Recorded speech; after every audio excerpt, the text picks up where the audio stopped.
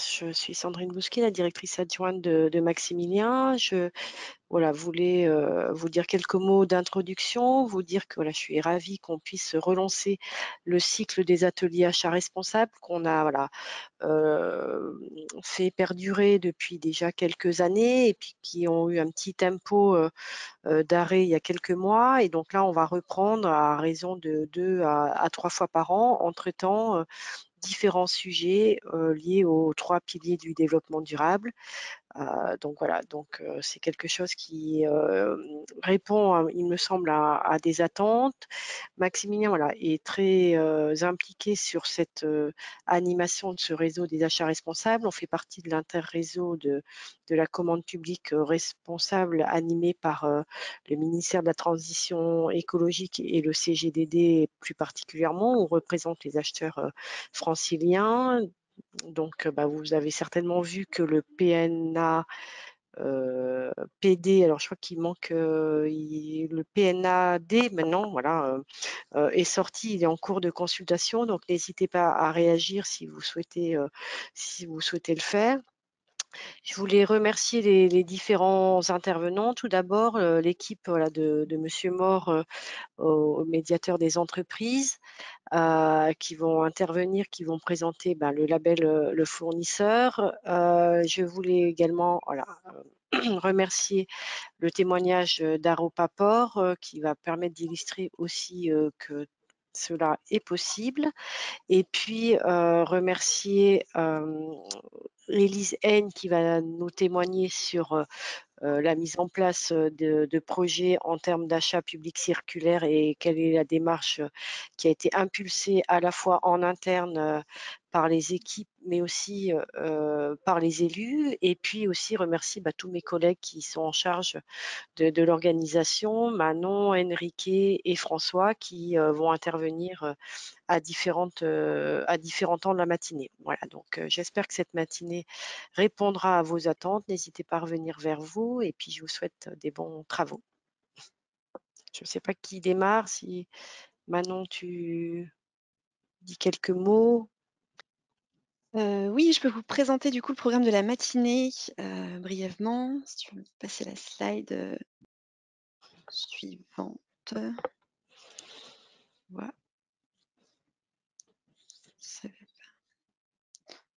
Non, voilà, on est Voilà. bon. Du coup, un programme sur 2 heures, une première heure consacrée à une prise de parole du médiateur des entreprises pour vous présenter le label Relations fournisseurs et achats responsables, avec un témoignage d'Aropaport sur sa mise en œuvre et une présentation de son récent guide sur les marchés publics au service de la relance économique des entreprises par Monsieur Maure. On se gardera un petit temps de questions-réponses de 10 minutes, à l'issue desquelles on entamera la deuxième partie de la matinée consacrée aux achats publics circulaires. Donc c'est François Current, juriste au GIP Maximilien, qui vous présentera les enjeux réglementaires et juridiques associés. On aura le témoignage d'Élise Haine pour la ville de Sceaux sur leur engagement en matière d'économie circulaire et les démarches qu'ils ont entamées. Et enfin, je vous présenterai le programme d'accompagnement de la mission achats publics circulaires et environnementaux. Donc, je laisse la parole au médiateur des entreprises pour démarrer. Alors, je vais essayer de vous passer la main pour que vous puissiez passer vos slides directement. C'est encore que je trouve. Allez-y.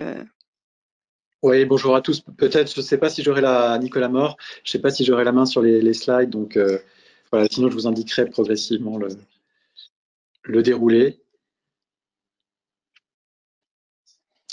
Alors aujourd'hui, il refuse de vous passer la main. Donc allez-y, vous nous signalerez quand passer. Voilà, je vous le dirai au fur et à mesure. Merci beaucoup. Merci à vous. Oui, merci de votre invitation et ravi d'être avec vous à cet atelier achat responsable.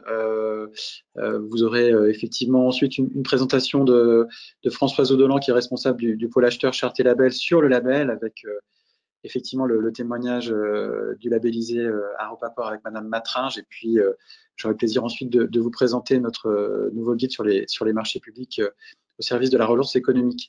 Je vais prendre juste quelques instants au préalable pour vous présenter le dispositif de médiation et vous expliquer pourquoi est-ce qu'on est dans ces logiques d'achat responsable. Donc, je vous propose de passer à la slide suivante. Merci. La médiation des entreprises est un dispositif public qui a maintenant une bonne dizaine d'années et qui a pour objet d'améliorer la relation entre les acteurs économiques. Relations d'affaires, relations contractuelles, mais un peu plus largement, je dirais, relations économiques. Pour cela, on a depuis les débuts de la médiation mis en place 2 types d'interventions. La première, sur laquelle je vais revenir, qui va être celle d'une mission de réparation, qui est une mission de médiation à proprement parler, selon le terme, qui est celle de permettre à des acteurs de trouver une solution à un différend qui est le leur. Et puis, nous avons depuis le début eu également un rôle d'amélioration dans la durée des relations entre les acteurs économiques et plus particulièrement sur les relations clients-fournisseurs. Ce qui nous a amené très très tôt, Françoise Audolan y reviendra, à nous intéresser à ces problématiques d'achat responsable. Dans l'immédiat, je vais vous présenter le dispositif de médiation en tant que tel. Donc, je vous propose de passer à la slide suivante. Donc, vous avez ici notre dispositif qui est ouvert à tout acteur économique. Depuis le début, nous l'avons voulu ouvert à toute entreprise, tout acteur privé, public qui souhaite nous solliciter et qui peut faire appel à notre dispositif afin de trouver une solution à son différend dans la partie réparation dont je vous parlais précédemment. Nous avons sur cette partie une réussite de l'ordre de 70 à 75%, puisque dans 3 médiations sur 4, les 2 parties trouvent leur solution avec l'aide d'un médiateur qui fait partie de notre structure. Je passe à la slide suivante, si vous pouvez. Voilà, merci beaucoup. Vous avez ici les principes d'action d'un médiateur qui peut intervenir sur tout type de différends, des différends entre acteurs privés, des différends entre un acteur public et un acteur privé, si les acteurs le veulent. Le médiateur, vous le voyez sur la slide qui est sous vos yeux, n'est ni un juge, ni un arbitre, ni un conciliateur, ni un expert, ni un sauveur, mais quelqu'un qui va faciliter le dialogue par rapport à une tension qui a pu s'exprimer à un moment et qui nécessite l'intervention d'un tiers. Vous voyez ici nos grands principes, la confidentialité, la neutralité, l'indépendance, l'impartialité et la loyauté. Et puis, en tant que dispositif public, nous sommes entièrement gratuits, quels que soient les services que nous pouvons offrir aux entreprises ou aux acteurs publics. Nous avons développé au cours de ces années 3 modes de saisine.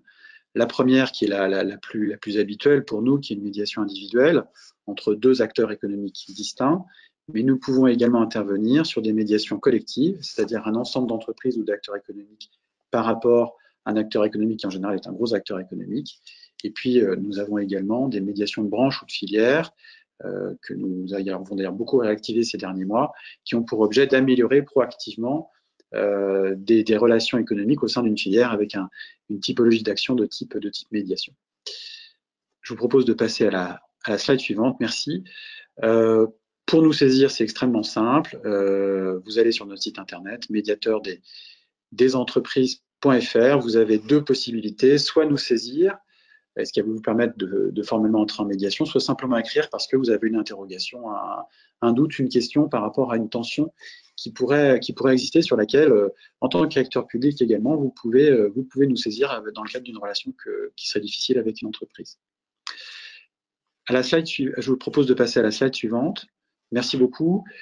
La crise, malheureusement, bien évidemment, a entraîné pour nous une très très forte croissance du nombre de nos saisines. On a eu beaucoup, notamment de saisines de petites entreprises l'année dernière et en début d'année, qui nous ont fortement sollicités et donc nous nous sommes retrouvés avec une activité très très forte. Et heureusement, nous avons su la traiter au mieux avec une croissance du nombre de médiateurs et de nouveaux process. À la slide suivante, merci beaucoup, vous avez ici donc le type d'objet pour lequel nous sommes saisis et le type de nature de médiation pour lesquelles nous avons été saisis l'année dernière.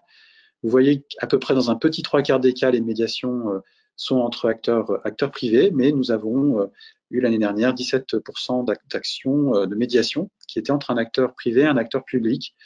Il y a eu beaucoup d'actions dans le secteur privé l'année dernière. En général, je dirais dans les années entre guillemets normal, on a à peu près un petit tiers de médiation avec des acteurs publics, avec des taux de réussite similaires. Et puis, spécificité l'année dernière, on a eu aussi beaucoup de sujets liés au loyer, aux baux commerciaux, entre acteurs privés. Vous le voyez en dehors de ces baux commerciaux sur la gauche, les sujets de tension, toujours les conditions de paiement, hein, qui sont un sujet qui reste très très significatif pour nous au cours de ces années, mais ça peut être plus largement des relations contractuelles, des problématiques de détermination des prix ou des problématiques de conditions de livraison. À la slide suivante, merci beaucoup. Vous voyez ici l'autre partie de notre activité, qui est la partie sollicitation, où là, ce sont des interlocuteurs qui nous appellent de manière confidentielle pour comprendre quelles peuvent être les solutions à leurs tensions ou aux difficultés qu'ils connaissent. Et là, donc, vous voyez effectivement que le nombre de saisines a également été significatif pour nous, hein. On a une croissance fois 6 avec 6000 sollicitations et donc des problématiques sur les reports de loyer, bien évidemment, qui ont été un gros sujet, mais également, par exemple, les fonds de soutien sur lesquels nous avons été missionnés de manière spécifique. Donc, vous voyez, voilà, dans des situations d'urgence, de tension, une partie de notre activité a pour objet de répondre à ces tensions et d'apporter une méthodologie qui, aujourd'hui, est une méthodologie qui a fait ses preuves tant dans le secteur privé-privé que dans le secteur privé-public. Je vous propose, avec Françoise Audolan, de passer à la partie qui va vous intéresser plus précisément aujourd'hui, qui sont ce que nous faisons sur les achats responsables. Françoise, à toi. Oui, bonjour à tous, merci Nicolas. Donc, on a un premier véhicule, dispositif pour accompagner les organisations sur le chemin des achats responsables. Attendez, hein, parce que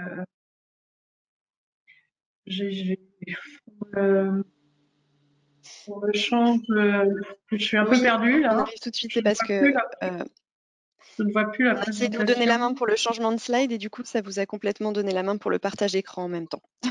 Du coup, je vais remettre Enrique en présentateur. Ouais. Rien du tout, on va reprendre la main pour partager l'écran et tant pis, on procédera encore au partage de slides. Alors, il faut que je te désigne présentateur. Hop.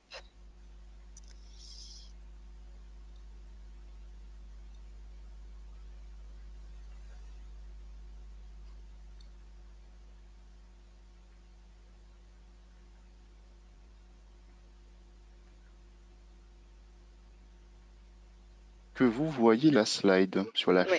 Oui, c'est bon. alors je pense que comme sur mon écran, c'est bon, ça doit être bon pour tout le monde. Donc, je parlais de la charte relations fournisseurs responsables, donc qui est en 10 engagements pour des achats responsables, lancée en 2010 et qui continue en fait de se diffuser dans le tissu économique, puisque quasiment toutes les semaines, on accueille des nouveaux signataires de la charte.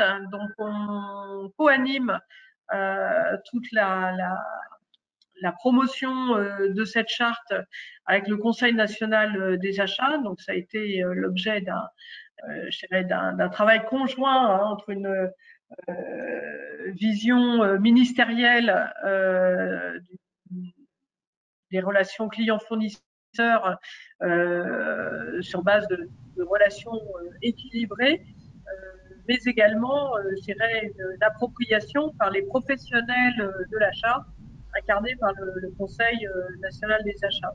Donc l'idée avec la charte, c'est d'offrir un autre modèle que le rapport de force, hein, et c'est donc un changement culturel. Et c'est pour ça que là, on est content d'accueillir toutes les adhésions volontaires. Et l'intérêt pour une organisation est de faire savoir et d'officialiser sa volonté de s'inscrire dans une relation équilibrée avec ses fournisseurs, mais également de nous désigner en fait un certain nombre d'interlocuteurs. Donc, elle fait évoluer son organisation au moment d'adhérer à la charte. On lui demande de mettre en place un médiateur qui puisse être saisi par les fournisseurs, un pilote qui puisse se charger de coordonner le plan de progrès. Et donc, c'est finalement surtout une communauté humaine que l'on anime en les invitant à participer à des journées d'information, à des comités de pilotage dont les ordres du jour sont surtout basés sur des retours d'expérience ou à des groupes de travail thématiques pour approfondir des sujets qui en intéressent plusieurs et qui semblent un peu épineux et où donc la fertilisation croisée et parfois quelques apports d'universitaires vont nous aider à pouvoir publier des recommandations pour le bénéfice de toute la communauté. On publie tous ces travaux sur un site partagé avec le CNA www.rfar.fr. Donc je vous invite à noter les références de ce site et à aller voir dans l'onglet charte le texte de la charte et les signataires de la charte et dans l'onglet publication tous ces rapports de bonne pratique. Alors voilà pour la charte. Donc aujourd'hui, on a plus de 2000 signataires. Comme je vous dis, ça continue il y a une sorte de marketing viral en fait. Et parfois, on a des signataires qui demandent à leurs propres fournisseurs de vouloir rentrer aussi dans cette démarche où on a des organisations socio-professionnelles, où on a des initiatives locales avec CCI par exemple, pour organiser des cérémonies de signature et donc ce sont soit des engagements individuels, soit des engagements collectifs. Alors dans le prolongement de la charte, on va pouvoir aller sur le slide suivant, vous parlez du label.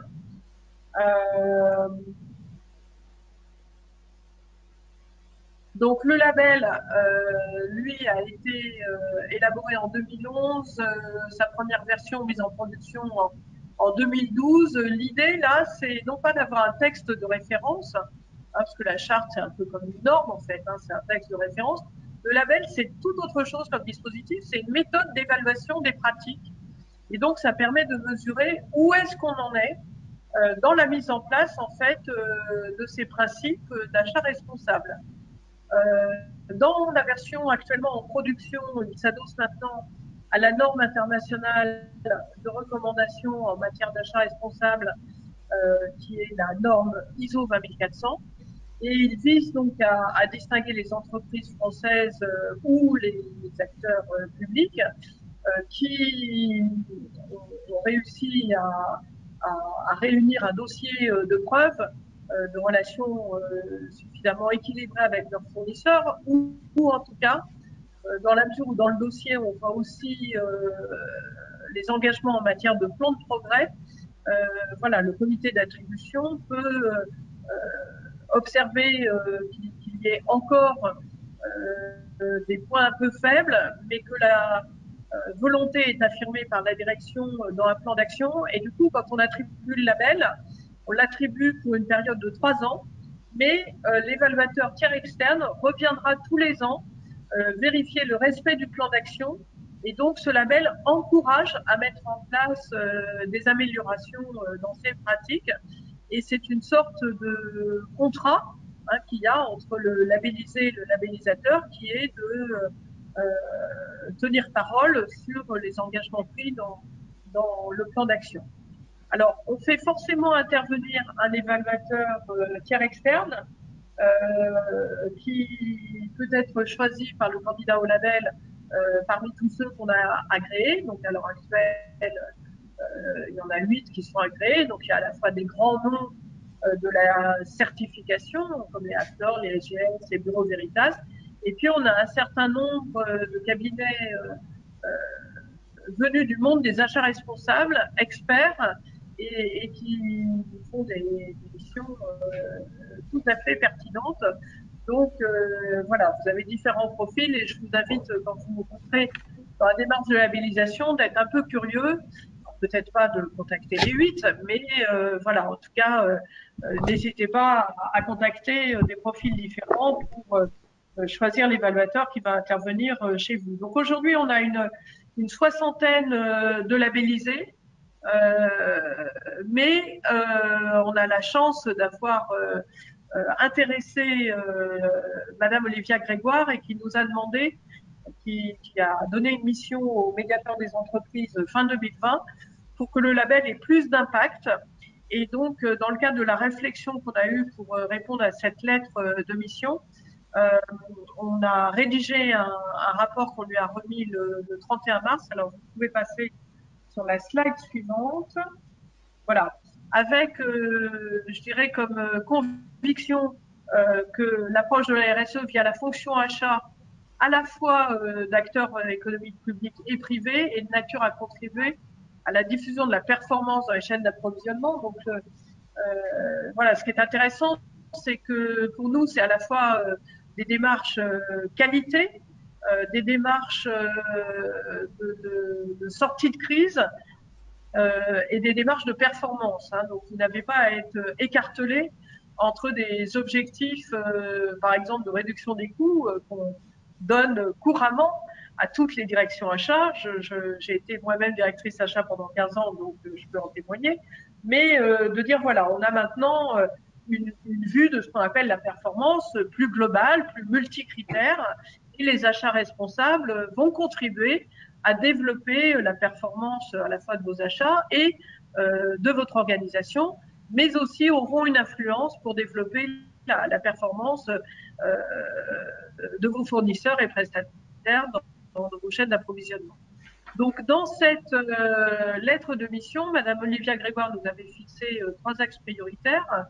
Donc, que le label ait plus d'impact, donc une labellisation à large échelle, l'articulation avec les autres dispositifs en matière de RSE, de manière à ce que tout ça s'entraide et ne vive pas chacun dans son silo, et l'opportunité que ce label prenne un statut juridique qui lui permettra d'être reconnu par l'État avec des textes qui viendront le décrire.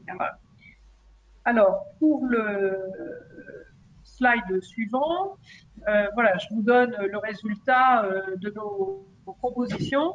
On a fait 39 propositions, si on peut rester voilà dessus.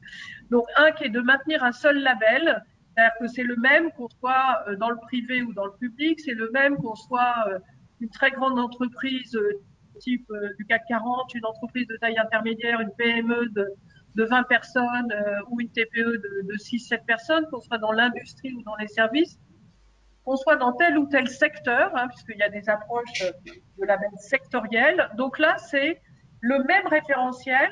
Donc voilà, il y a une conviction qui est les bonnes pratiques achats sont universelles. Il est reconnu par la communauté de ceux qui l'ont déjà expérimenté comme étant robuste et exigeant. Et donc, on va en faciliter l'accès en faisant évoluer publiquement le fait que finalement, il y a plusieurs niveaux de maturité dans ceux à qui on accorde le label. Ça n'est pas visible aujourd'hui et du coup, on va le rendre visible demain avec des niveaux bronze, argent et or. On est bien dans cette logique d'encourager l'amélioration des pratiques.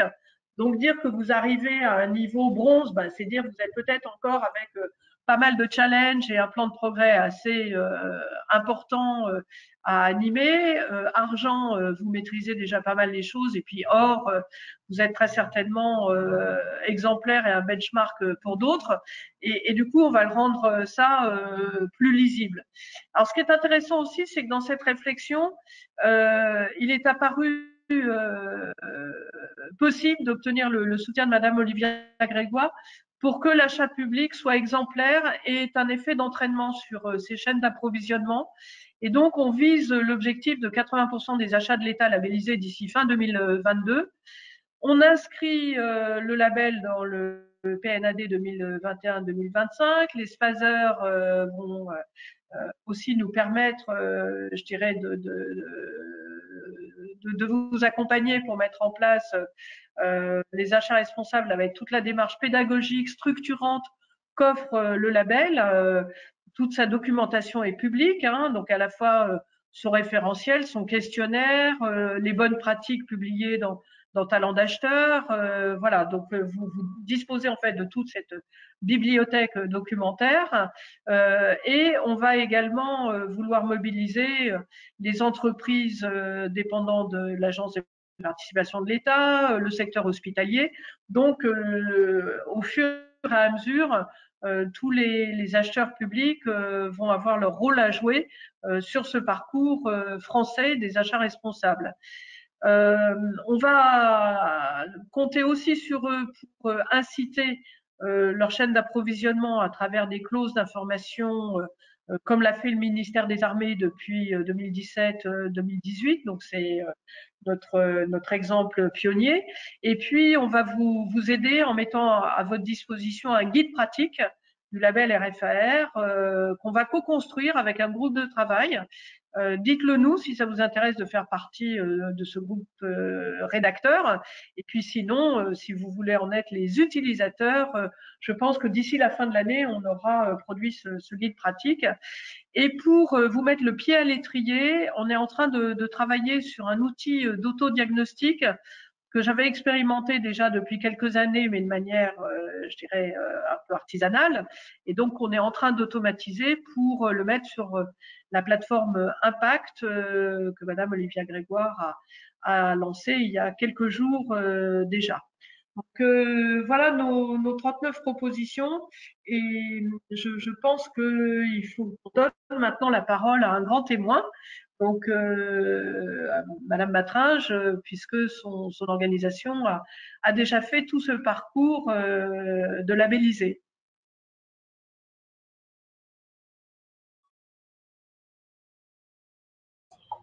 Bonjour, on va faire une présentation du coup avec deux voix avec Séverine. Donc je suis la secrétaire générale en fait de l'ex-port autonome de Paris et depuis le 1er juin la direction territoriale d'Arupa Port, qui est l'organisation qui regroupe les ports maritimes du Havre de Rouen et le port fluvial de Paris. Et Séverine Tiracaille, du coup je suis chargée d'achat et de marché public à Arupa Port. Donc, en fait, donc on va être obligé de reprendre quelques parties d'historique pour vous expliquer comment on est arrivé dans cette démarche-là.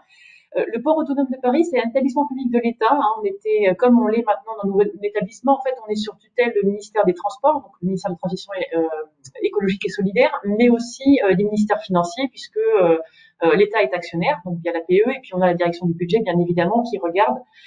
Donc on a un établissement public sui generis, c'est-à-dire qu'on a des missions de service public, mais on a aussi une fonction très clairement commerciale. Donc le port autonome de Paris a été créé en fait dans les années 70. Il a disparu au 1er juin puisqu'il a été fusionné avec les deux autres ports maritimes du Havre et de Rouen. Et on était le premier port fluvial de France et le deuxième en Europe. Et notre mission principale, en fait, c'est le développement du trafic fluvial. On fait à peu près 20 millions de tonnes par an. Et pour ce faire, en fait, on crée, on entretient et on exploite un certain nombre de ports. Avec une organisation qui est un peu particulière, c'est-à-dire qu'on a un siège qui est basé à Paris, en fait, on est pas très loin de la Tour Eiffel, et on a 4 agences, une à Paris et d'autres, qui maillent tout le territoire d'Île-de-France. Donc, on a une très forte présence partout en Île-de-France et c'est important pour nous en termes de stratégie. Je vous ai mis une petite carte pour regarder un petit peu où est-ce qu'on est présent. Donc, sans surprise, hein, le long des fleuves, hein, parce que c'est notre mission. Donc, on a une grosse plateforme qui est à Gennevilliers, qui est une plateforme industrielle et logistique, et 2 grosses plateformes aussi qui sont à Bonneuil et à Limay, donc sur la Seine amont et la Seine aval, où là, on a des grands ports logistiques et on a aussi derrière toute une série de ports publics et privés qu'on exploite et sur lesquels on accueille les clients. Donc, on a une très grande diversité de trafic, hein, mais principalement, nous, on travaille sur les trafics qui sont liés au BTP, c'est-à-dire qu'on va faire venir en cœur de ville, souvent d'ailleurs, du béton pour tous les grands travaux qu'on a à faire. On va exporter des terres pour leur traitement ou leur valorisation, des mâches-fer ou des choses comme ça.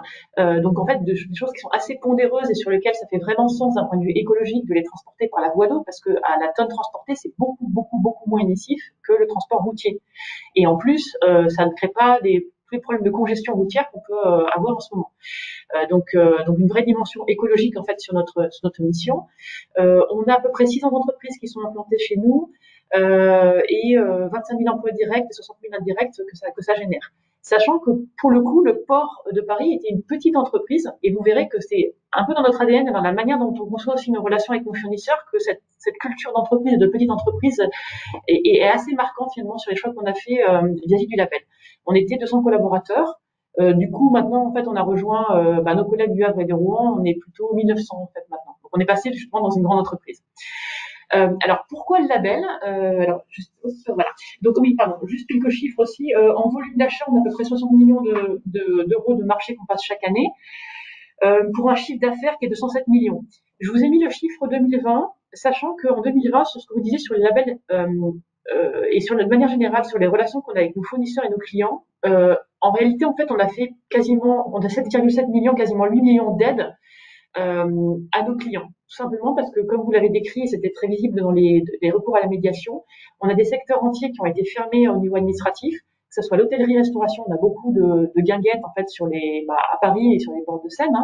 On a de la croisière fluviale qui s'est complètement arrêtée avec le Covid. Donc on a pas mal d'opérateurs en fait qui se sont retrouvés fermés administrativement et sur lesquels en fait on a fait un effort en tant qu'établissement public pour le coup et en tant qu'entreprise pour les aider à passer ce mauvais cap au niveau de leur trésorerie avec des ristournes qu'on leur a fait au niveau du domanial qui est passé et validé par notre conseil d'administration. Mais on a fait un effort particulier d'accompagnement de nos clients pour qu'ils passent ce mauvais cap et qu'ils ne se retrouvent pas à court de trésorerie. Et de la même manière, en fait, cette notion de vraiment d'être en bonne intelligence avec nos partenaires, on la retrouve aussi au cœur de notre politique achat et du label. Comment on est arrivé au label? En fait, il y a un fait générateur quand même qui était que on a eu au conseil d'administration Catherine Rivaud-Allon qui venait du privé et qui avait longtemps travaillé en fait. Donc elle était d'abord une personnalité qualifiée, donc ce sont des gens qui sont dans notre conseil d'administration, des gens qui connaissent bien les milieux des entreprises et qui vont aider finalement à donner une dimension aussi économique finalement à la gestion du port, c'était les gens publics, et qui à un moment donné est devenue présidente du conseil d'administration. Et elle avait un passé très fort en fait chez Monoprix d'une part, mais aussi dans le secteur privé, d'acheteuse et de sourcing responsable. C'est-à-dire que typiquement, elle allait faire des audits dans des pays tiers, elle a fermé des entreprises qui ne respectaient pas les critères en termes de droits de l'homme, en termes social et sociétal. Et donc quand elle est arrivée, ça elle a fait un marqueur fort finalement dans son mandat, que d'inscrire le port dans une volonté justement de se doter d'une stratégie et d'aller chercher, d'aller être signataire dès 2019 de la charte et ensuite d'aller encore plus loin en fait en étant labellisé. Donc pour ce faire, en fait, on a aussi une démarche interne bien évidemment et on présentera un petit peu de gouvernance. On s'est doté effectivement d'un vrai département achat qui n'est pas qu'une vision juridique mais vraiment une vision stratégique et on a une stratégie.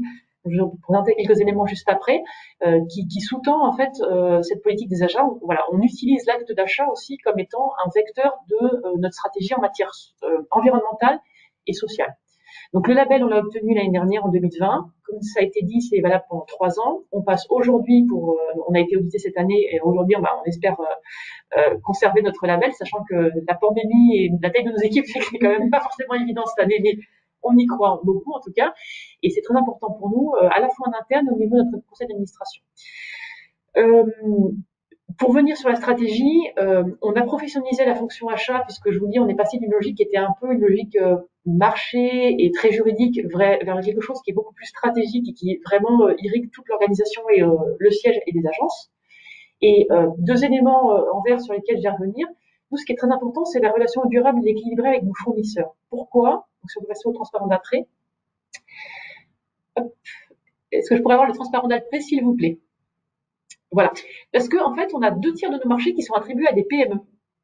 Et ça se fait. Alors, vous l'imaginez, en fait, en termes d'achat, on a toujours cette question que, comme on a des agences et qu'on a un siège, on essaye de mutualiser ce qui peut l'être de manière, en fait, à avoir un effet d'échelle. Mais en même temps, on fait très attention, on a un gain financier très clair. Mais ce faisant, on essaye toujours de faire très attention à ce qu'on ait une stratégie d'allotissement, soit géographique, soit par type de marché, qui permettent d'éviter qu'il y ait un effet d'éviction des PME. Et ça, c'est très important parce que comme on est à un moment particulier de notre histoire sur lequel on est en train de fusionner, il y a bien sûr en fait une crainte qui a pu être exprimée par des acteurs politiques, par exemple, sur le fait qu'on s'éloigne des territoires en fait. Or, nous, on veut vraiment conserver notre implantation territoriale, donc c'est important qu'en fait, on va travailler les PME et les tissus économiques finalement autour de nos implantations portuaires. Et donc ça, on le fait aussi par une stratégie d'achat et une stratégie de passation de marché qui est bien pensée et qui essaie finalement d'utiliser intelligemment la mutualisation quand c'est nécessaire et l'allotissement ou en fait des facilitations pour les PME de manière à ce qu'elles puissent continuer à candidater. Et de fait, on a 76% de nos marchés qui font vivre l'économie au niveau local. Donc on a un cadre contractuel qui est équilibré et on fait surtout très attention en fait aux délais de paiement. On a des délais de paiement de 19 jours en 2019, ils sont de 21 jours en 2020 malgré la crise sanitaire, malgré les confinements. Et ça c'est très important pour la trésorerie en particulier des PME.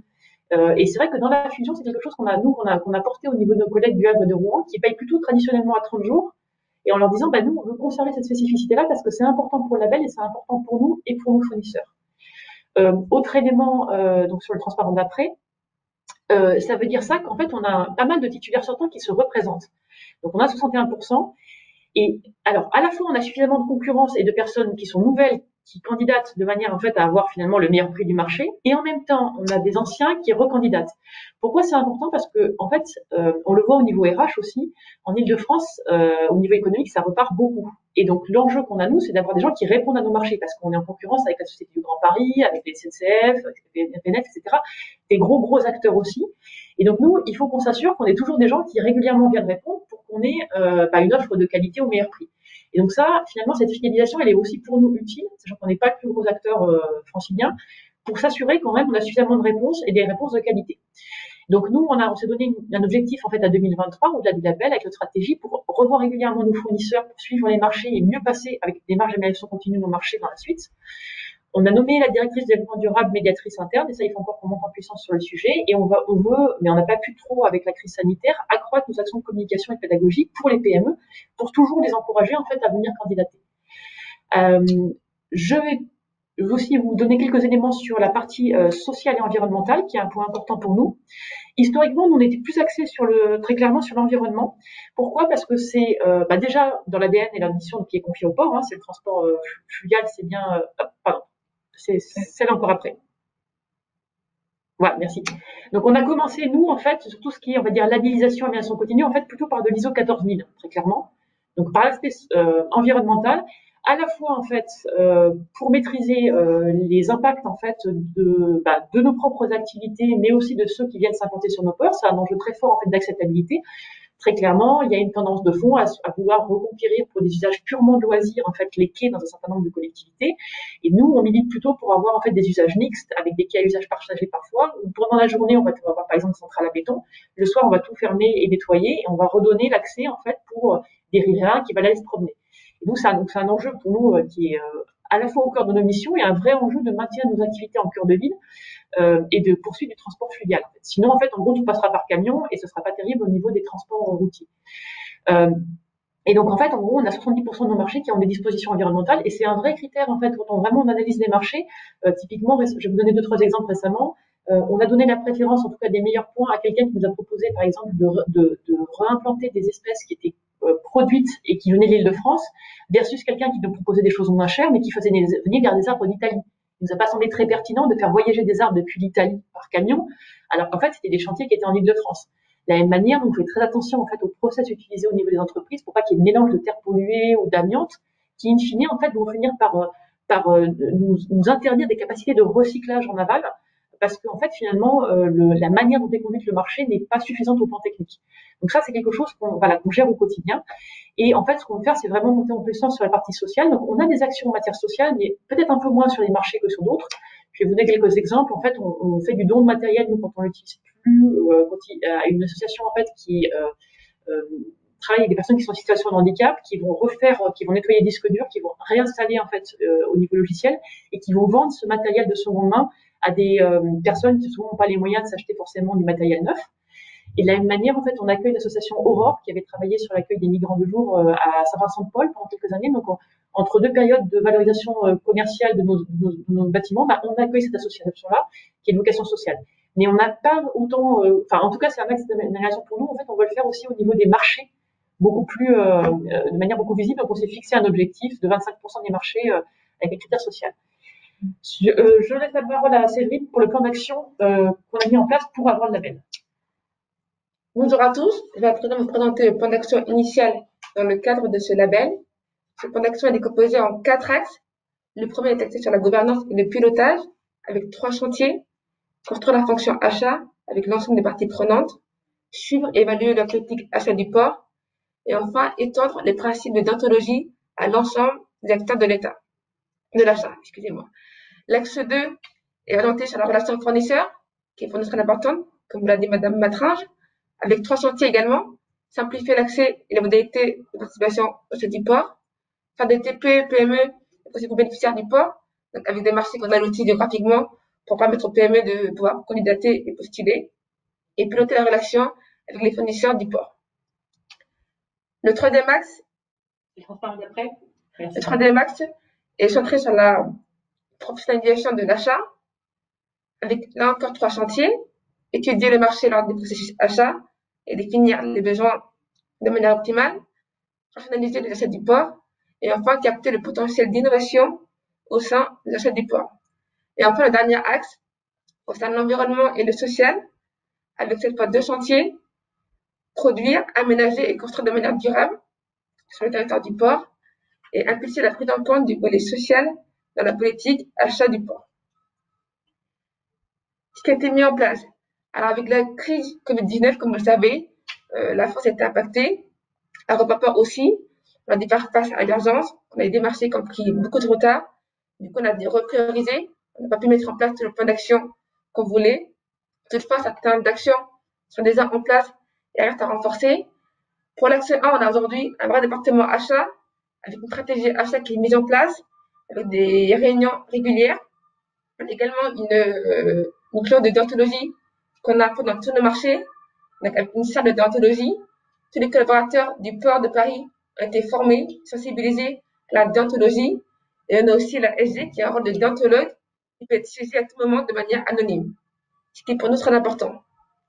Au niveau de l'axe 2, on a une communication plus poussée sur nos intentions d'achat, c'est-à-dire qu'on fait des sourcings au préalable auprès des fournisseurs, ce qui permet aux PME qui ont des ressources moindres d'être sensibilisées, d'avoir une veille plus active sur nos marchés et de savoir au niveau calendaire quels sont les marchés qui vont être passés dans les mois, dans les semaines à venir, d'être plus réactives sur place pour candidater à nos offres. La slide précédente, s'il vous plaît. Merci. On a également des prises financières adaptées sur la tête de l'entreprise. Par exemple, pour les grosses boîtes, on crée une avance classiquement de 5%. Et pour les TPE et les PME, l'avance sera entre 10 et 20%. Donc, elle a une trésorerie plus importante. Et enfin, on a une bonne relation avec nos fournisseurs. C'est vrai que pendant la crise, pour nous, la crise, on l'a bien vécu, ça s'est bien passé. On a travaillé par avenant, puisqu'on n'avait pas les ressources matérielles pour nous tous les marchés. Et aucun fournisseur n'a refusé des avenants, ce qui est un signe de cette relation de confiance et cette bonne relation entre nous et nos fournisseurs. Sur l'axe 3, on définit nos besoins, on a une meilleure définition des besoins. On fait des fiches de besoins à bon marché pour mieux comprendre les besoins des prescripteurs, mieux les définir et mieux les traduire par la suite dans nos pièces contractuelles. On accorde aussi une grande importance au retour d'expérience avec nos fournisseurs sortants, parce qu'on pense que l'amélioration continue est pour nous un avancé, un progrès. Donc, c'est important d'avoir un rétexte pour savoir les points améliorés et les points sur lesquels on peut capitaliser par la suite. On passe sur l'axe 4. On intègre des critères sociaux et environnementaux dans nos marchés. Donc, les critères qui comptent dans l'offre et dans la pondération des points qu'on accorde aux candidats. J'ai des critères qui peuvent être la mesure, quelles sont les mesures mises en place pour protéger les sols et les eaux, quelles sont les mesures mises en place pour les déchets, pour les retraités, quelles sont les mesures mises en place pour éviter les nuisances sonores, entre autres. On a également notifié un marché au niveau social qui se prêterait à l'insertion. Donc, c'est un marché d'espace vert. C'est encore une action qui met en place petit à petit, mais c'est un marché où on pourrait avoir des personnes en insertion qui feraient des espaces verts dans une agence. On a conscience qu'il y a encore plein d'actions à mettre en place. On aimerait que cette action-là soit renforcée et se poursuive par la suite, et elle est encore au-delà pour conserver ce label et le faire prospérer au sein de Europa. Et donc voilà, donc sur le dernier transparent, en fait, vous avez compris, notre objectif, c'est que là, on est à plus d'un an par rapport au label, donc c'est de le conserver. Donc c'est le transparent d'après, c'est le transparent final, en fait. Voilà, donc et on met en œuvre le plan d'action en réaccélérant, parce que finalement, on a pris un peu de retard sur le compte de Covid, mais entre le Covid et la préparation de la fusion, on a eu effectivement pas mal d'actions en plus qui étaient non prévues, en fait, à l'époque. Nous, on a déjà expliqué dans le contexte de la fusion à nos collègues du Havre et Rouen, on fait de la promotion de ce label en disant tout bien qu'on en pense, en fait, parce que notre idée, ce serait éventuellement que demain, le plus grand port de France, parce que c'est ça qu'on est en train de créer, en fait, actuellement, soit aussi labellisé. Et ce qu'on pense, voilà, que dans les facteurs favorables, on a maintenant un secrétariat général avec qui on travaille au niveau de l'axe, qui est plus à même, effectivement, de porter des démarches qualité comme ça et des démarches d'amélioration continue qui peut être un très bon relais. Sachant qu'effectivement, on était précurseurs au niveau portuaire, on reste un petit acteur, donc effectivement, je pense que c'est très bien, effectivement, cette histoire de différents niveaux, parce qu'on n'est pas comme une très grande entreprise. Et je pense que viser le bronze, c'est pas mal, parce que ça permet, en fait, de se donner une perspective sans qu'en fait, la marche soit trop haute à monter, en fait. Donc, je pense que ça sera idéal voilà, il faut avoir un effet d'entraînement au niveau de nos collègues. Merci à vous.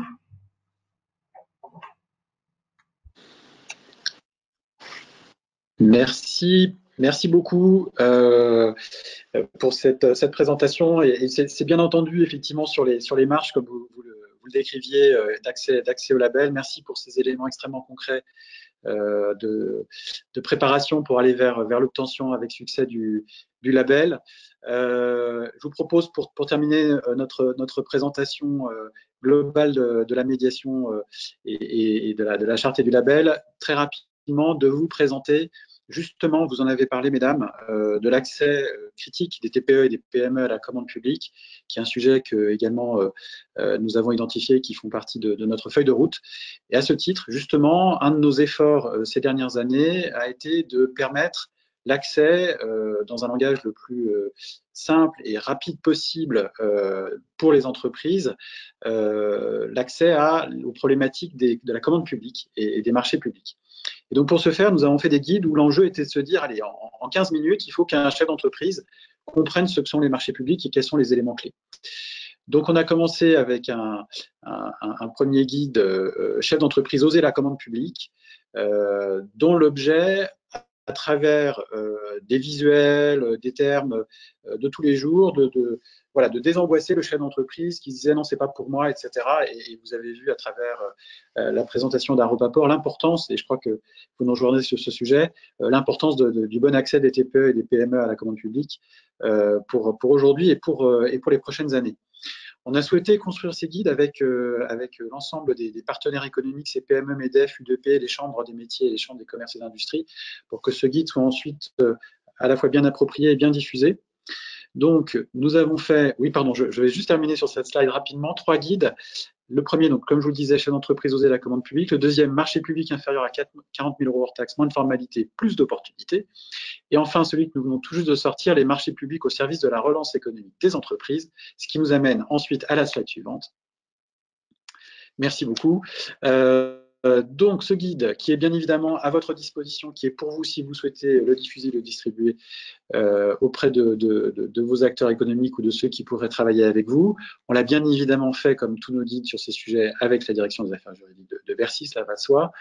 Nous avons travaillé avec nos partenaires historiques sur ces sujets et donc nous avons profité, notamment dans le cadre de la loi ASAP, pour pouvoir valoriser les mesures phares qui ont été mises en œuvre à travers les seuils réévalués, les assouplissements, les mesures qui continuent à favoriser l'accès des TPE et PME et puis la logique des avances simplifiées. Vous avez en slide suivante également, merci beaucoup, donc un accès à ce guide directement par une version interactive qui a été faite avec l'excellente équipe communication de la médiation, guide en 6 parties qui permet directement à vos interlocuteurs, en cette période encore un peu compliquée, d'accéder aux informations sous un format extrêmement visuel. Merci beaucoup.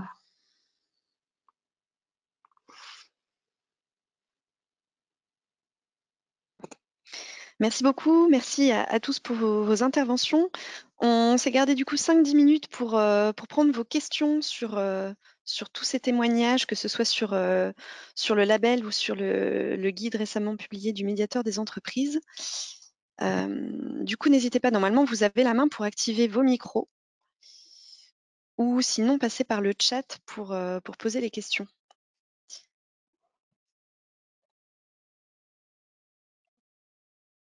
Allez-y, on est presque en petit comité, on n'est qu'une quarantaine de participants.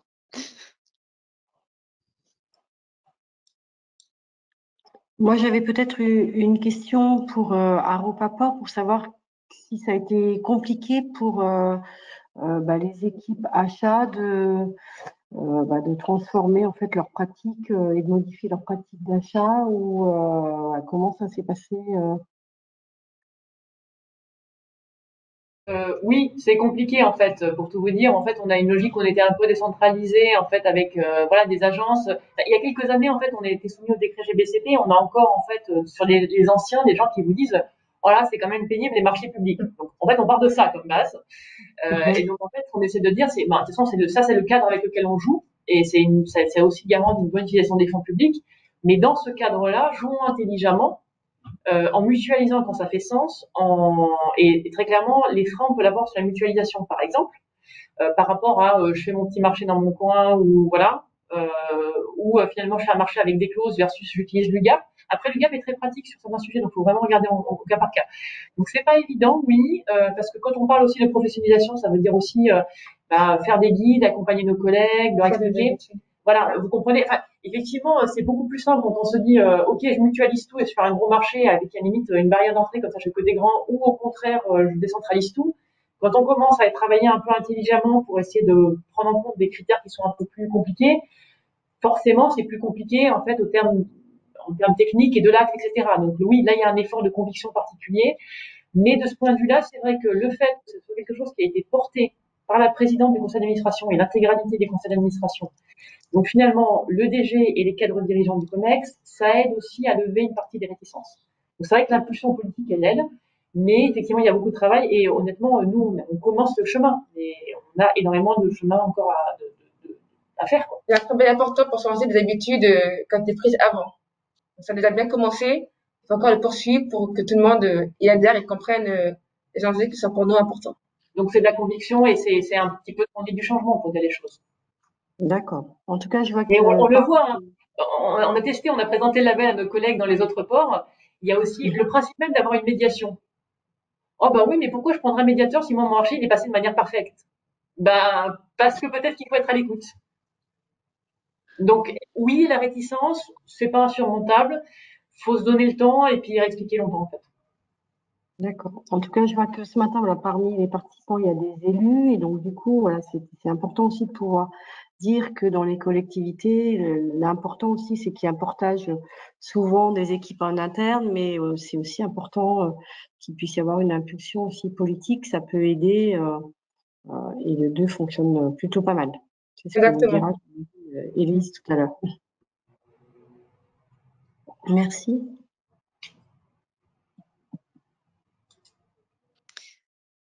Merci. Est-ce qu'effectivement, il y a d'autres questions avant qu'on passe à la suite sur la partie achat circulaire? Non, mais je vais laisser la parole à François Current, du coup, notre juriste, pour vous présenter les enjeux juridiques et réglementaires associés à l'intégration de l'économie circulaire et de l'environnement dans la commande publique. François, tu as le micro. Oui, bonjour Manon, bonjour à tous et à toutes. Est-ce qu'on m'entend correctement? C'est bon? Parfaitement. Oui, très bien, formidable. Donc là, si j'ai bien compris, c'est toi qui fais le déroulé, Manon, c'est ça? Oui, signale-nous, on essaiera de... Ok, formidable. Non, mais très bien, parfait. Très bien, bah alors merci beaucoup pour cette matinée qui est jusque-là passionnante. Donc en effet, l'idée c'était de revenir un petit peu sur le cadre réglementaire de l'intégration de l'économie circulaire dans la commande publique. Et donc faire un petit peu le point d'accroche pour les parcours qui se dérouleront par la suite et sur lesquels Manon reviendra. Donc revenir un petit peu sur la grammaire, disons classique de la commande publique, de l'achat public, et puis voir comment est-ce que on peut voilà, intégrer l'économie circulaire, la prise en compte de l'environnement à l'occasion de l'achat, quelles sont les différentes, disons, quelles sont les différentes occasions d'intégration de l'économie circulaire dans le processus d'achat. Donc je remets toujours un petit peu ça pour remettre les choses en place, hein. On rappelle que la commande publique, c'est la satisfaction d'un besoin, hein, d'un intérêt économique pour un acheteur, avec un caractère onéreux, hein. Je fais également souvent le rappel que dedans, on a donc par principe les marchés publics et les concessions, hein, les marchés de partenariat, etc. Mais qu'on ne trouve pas dedans ce qui se développe beaucoup, les appels à projets notamment, ou les contrats de subventionnement. Alors, il y a trois grands types de prestations, et pour une raison que j'ignore, il y en a un qui a été mangé, hein, travaux, services et fournitures. Et on retrouve une série de techniques d'achat qui peuvent être également l'occasion de réfléchir à la prise en compte de l'environnement dans le processus d'achat. Le concours, l'accord cadre en particulier, qui est très connu. Je peux passer à la suite, Manon. Là, on commence à avoir trois points importants, à mon sens, sur le cadre de la commande publique, qui sont les principes fondamentaux de la commande publique. En effet, hein, vous allez voir que de façon récurrente, et les juristes, comme je suis, qui sont des gens extrêmement désagréables, ne manqueront pas une occasion de vous le rappeler quand vous aurez une initiative d'économie circulaire. Maintenant, on a déjà fait les frais récemment, qu'il y a ces contraintes-là qui pèsent sur la transparence des procédures, la liberté d'accès et l'égalité de traitement. C'est-à-dire que c'est vraiment un petit peu les trois principes qui vont polariser, qui vont organiser un petit peu toute la démarche, la construction de votre achat. Transparence des procédures, c'est-à-dire que par exemple, voilà, les critères de notation et les pondérations doivent être connus par tout le monde. On ne doit pas avoir en amont des critères qui doivent, disons, constituer une discrimination a priori de l'accès à la consultation. Et l'égalité de traitement, l'idée qu'il y a un même niveau d'information entre toutes les entreprises. J'aime bien également rappeler, toujours dans cette optique de vous donner des éléments quand vous allez discuter avec les juristes acheteurs ou les services juridiques, que la commande publique poursuit un tas d'objectifs, hein. Souvent, en effet, on a cette idée, oui, non, l'achat, c'est seulement un truc économique, nous, on fait pas de politique, tous ces trucs-là, c'est très compliqué, ça nous intéresse pas. Nous, ce qu'on veut, c'est une bonne prestation, un bon prix. Moi, j'aime bien rappeler que la commande publique, vous trouverez facilement sur le site Maximien une petite brève que j'avais écrite à cette occasion avec un rappel des conclusions Jean Michaud pour l'arrêt Concordia-Bus de la CJUE, et il rappelle bien que finalement la commande publique c'est une des activités de l'administration et qu'à ce titre elle n'échappe pas à l'activité de l'administration qui consiste à mettre en œuvre des politiques publiques et qu'à ce titre il fait parfaitement sens qu'elle poursuive différents objectifs d'intérêt général. Et en effet, on en connaît un tas. Alors, vous voyez, au moment où j'avais écrit cette slide, en réalité, il n'y avait pas encore de question de relance de l'activité économique. Vous voyez qu'aujourd'hui, c'est partout à la mode, hein, on en parle. Voilà. Alors, le rôle de la commande publique dans la relance économique, c'est une thématique très à la mode. Voilà, la relance de l'activité économique est un objectif d'intérêt général. L'orientation de l'activité économique, voilà ce que nos amis anglo-saxons appellent la value for money, donc l'achat de la bonne prestation au bon prix.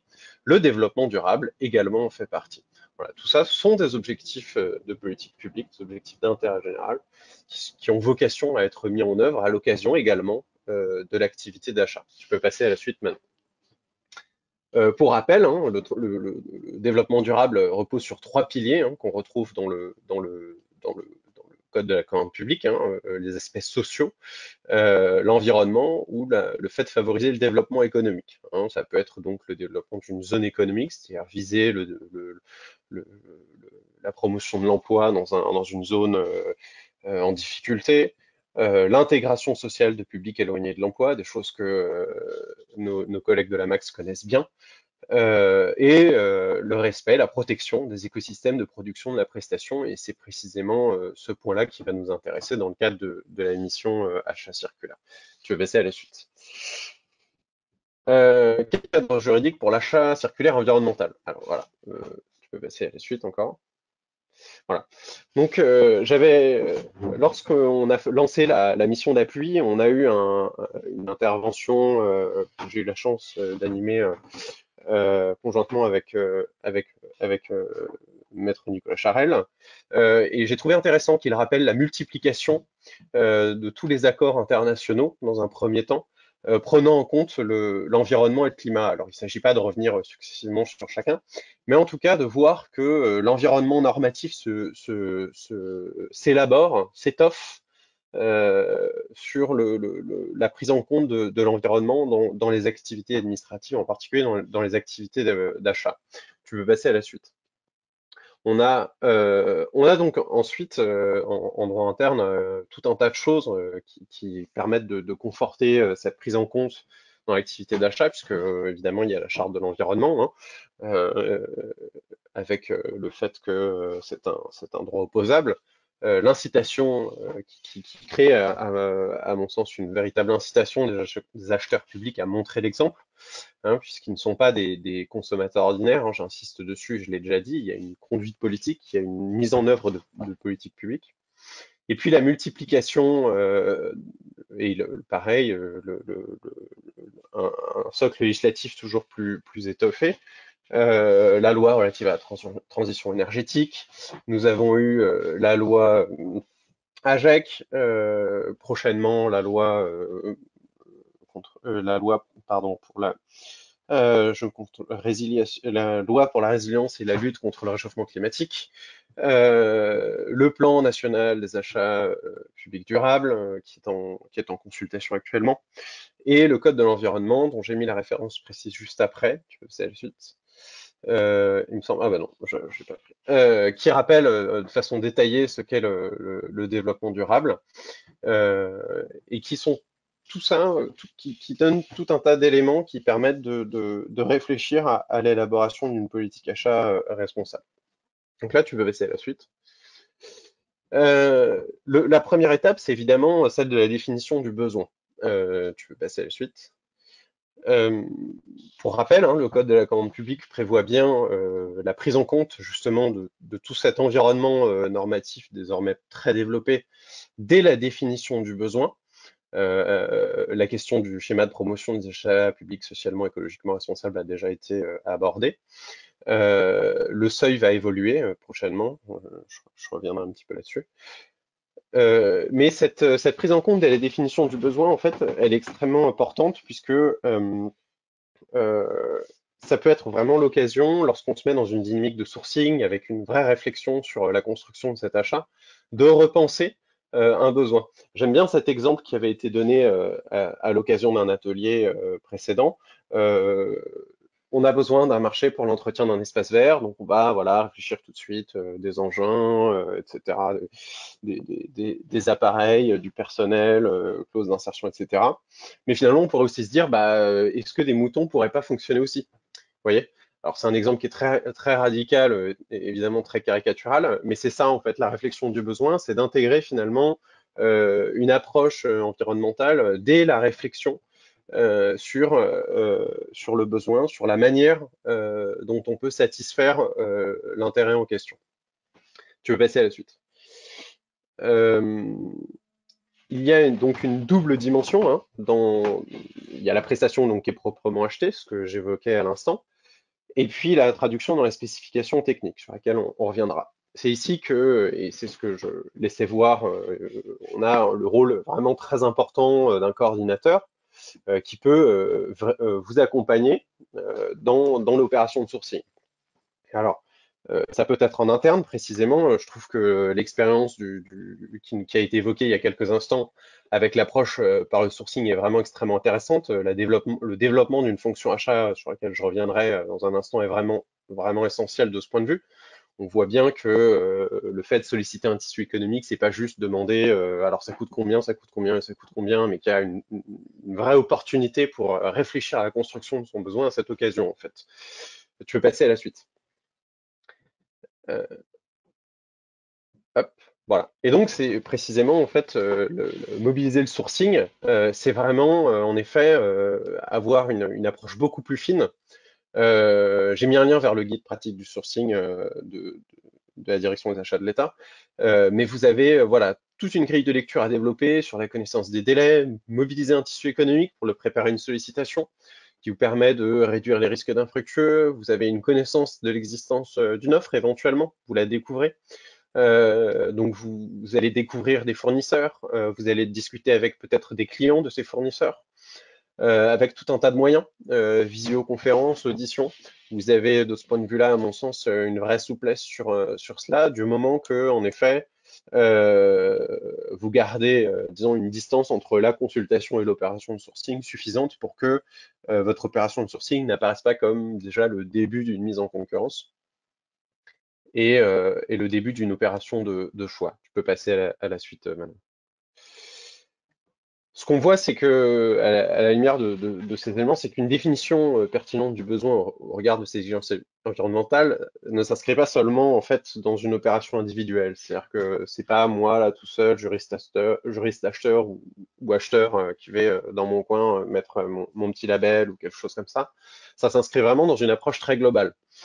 Sandrine Bousquet a rappelé également il y a quelques instants la nécessité du portage politique des élus, du support. Il y a une vraie, un travail en bonne intelligence qui est nécessaire au sein des structures, au sein des structures et qui est nécessaire. Je peux passer à la suite. C'est tout le sens d'une politique achat. Hein.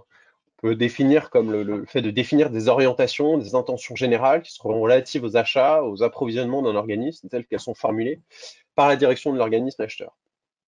Donc on a une vraie idée de feuille de route, de démarche achat, et c'est là qu'on retrouve également ce qui a été dit avant et qui était très intéressant sur le fait de dépasser simplement la logique de on copie-colle son marché et puis on satisfait un besoin parce qu'on a besoin de chaises, donc on achète des chaises et puis c'est réglé. Mais s'inscrire dans une logique beaucoup plus stratégique.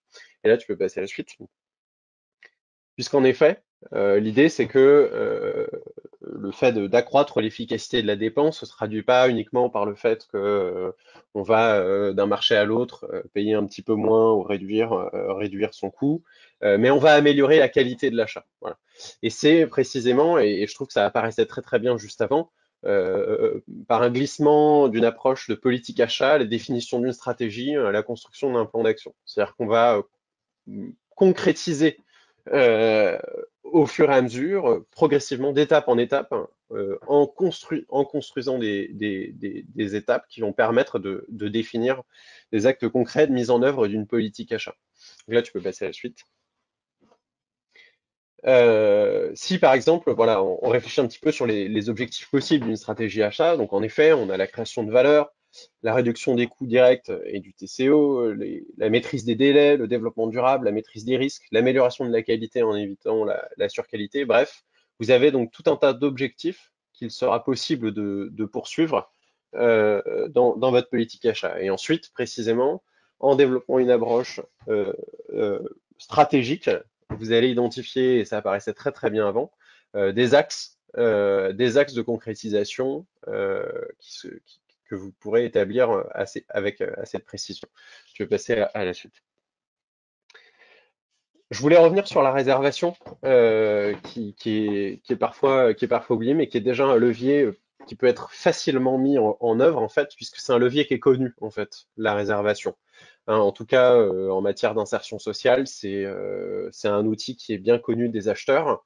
Et finalement, si la réservation fonctionne, peut être mobilisée dans le cadre de l'insertion, ici, dans le cadre de la prise en compte de l'environnement, ou de l'économie circulaire, on va également avoir facilement des choses qui vont être connues. Alors, je dis ça en particulier de nouveau en pensant à mes collègues juristes qui peuvent être plus tendus, plus crispés dans la perspective de mettre en œuvre un achat économie circulaire. Ça, ce sont des choses qui sont connues, la réservation. En plus, avec la loi ASAP, il y a désormais des facilités puisque les réservations peuvent être faites à la fois à l'ESS et à un SIAE. Donc en fait, vous allez, pardon, je confonds. Donc vous allez avoir quelque chose qui va être simple dans sa mise en œuvre. Voilà, ah oui, j'avais mis des exemples parce qu'en effet, à l'occasion d'un OpenMap ESS, on avait déjà appelé des entreprises en fait de l'ESS qui travaillaient dans ce domaine avec des processus qui étaient plus respectueux de l'environnement, donc je peux Réavi, co-recyclage, qui récupéraient des cartons usagés et les rendaient de nouveau viables. Réavi, il me semble que c'était pour des casques de chantier usagés qui étaient réutilisés après un travail qui était fait dessus. Enfin, voilà. Vous avez déjà en fait une offre qui existe et la réservation me paraissait être un levier intéressant à mettre en avant puisque sont des choses qui sont connues, qui existent déjà et qui sont faciles à mettre en œuvre. Enfin, faciles avec des guillemets, mais en tout cas, voilà. Je dirais que le passage, si vous maîtrisez l'insertion d'un point de vue, la réservation insertion sociale, la réservation environnement et économie circulaire, le saut sera pas forcément difficile d'un point de vue de l'ingénierie contractuelle. Voilà, je vais passer à la suite. Sur les marchés globaux de performance aussi, en fait, c'est une chose sur laquelle je voulais revenir rapidement, parce que pareil, en fait, c'est Nicolas Charel qui maîtrisait ça assez bien et qui avait vu avec intérêt le point. Puisqu'en effet, une fois que vous avez défini un marché global de performance, vous allez pouvoir fixer un objectif en fait à votre titulaire. Vous avez une liberté dans la définition de cet objectif finalement, hein. Donc là, vous retrouvez le texte, hein. Ces objectifs sont définis notamment en termes de niveau d'activité, de qualité de service, d'efficacité énergétique ou d'incidence écologique. Et donc à partir de là, en fait, vous allez pouvoir en plus avoir une prime, ou en tout cas, disons, vous allez avoir une modulation financière qui va être liée au succès de cette performance. Voilà, je trouve que c'est un levier qui était intéressant. Si c'est quelque chose qui est pas utilisé, il y a peut-être ici une piste à explorer. En tout cas, je pense que à l'occasion des parcours que la MAPS proposera, ce sera sans doute un levier contractuel qui sera abordé, et ce sera peut-être l'occasion d'aboutir à des solutions sur ce point. Tu peux passer à la suite. Sur les conditions d'exécution, donc là évidemment, hein, c'est ici là un des lieux les plus importants, hein. Vous avez compris que lorsque je m'étais arrêté tout à l'heure sur la question du besoin, on y revient forcément sur la question des conditions d'exécution, donc tu peux passer à la suite. Et là, on a tout un tas de leviers, hein. Évidemment, la première chose, c'est la spécification technique. Hein, avec petit rappel en amont, hein, ça doit avoir un lien avec l'objet du marché, c'est-à-dire avec la prestation effectivement exécutée. L'idée, c'est à ce stade pas disons, de refaire la gestion des entreprises, mais en tout cas, disons, de faire participer l'entreprise, de l'associer à la mise en œuvre d'une politique publique. Donc cette traduction technique du besoin, donc en effet, elle va se traduire par des caractéristiques qui sont insérées dans le cahier des charges. Et là, on va retrouver tout un tas de leviers qui sont bien identifiés dans le code de la commande publique. Donc la possibilité de recourir à des normes, à des écolabels, de faire appel à l'éco-conception, enfin bref, voilà, tout un tas de choses sur lesquelles je vais revenir par la suite. Vas-y, tu veux passer à la suivante. Voilà. Donc là, en l'occurrence, on retrouve tout le cadre des spécifications techniques et conditions d'exécution, avec la possibilité de faire référence à des normes techniques ou des fonctionnalités et performances. Alors, en effet, donc là, vous allez demander à vos fournisseurs en fait de respecter une certaine norme technique. Alors, en effet, voilà, je faisais référence aux principes fondamentaux de la commande publique tout à l'heure. Voilà, là, on en voit en effet, puisque si jamais un fournisseur vous apporte la preuve que même si lui-même n'a pas l'étiquette de la norme, il a des processus de production qui satisfont l'objectif poursuivi par la norme, à ce moment-là, vous ne pouvez pas l'écarter. Mais ce travail, en tout cas, a au moins une vertu, disons, pédagogique dans la relation fournisseur, parce qu'en fait, vous allez quand même amener le fournisseur à s'inscrire dans une démarche de développement durable. Donc, soit, disons,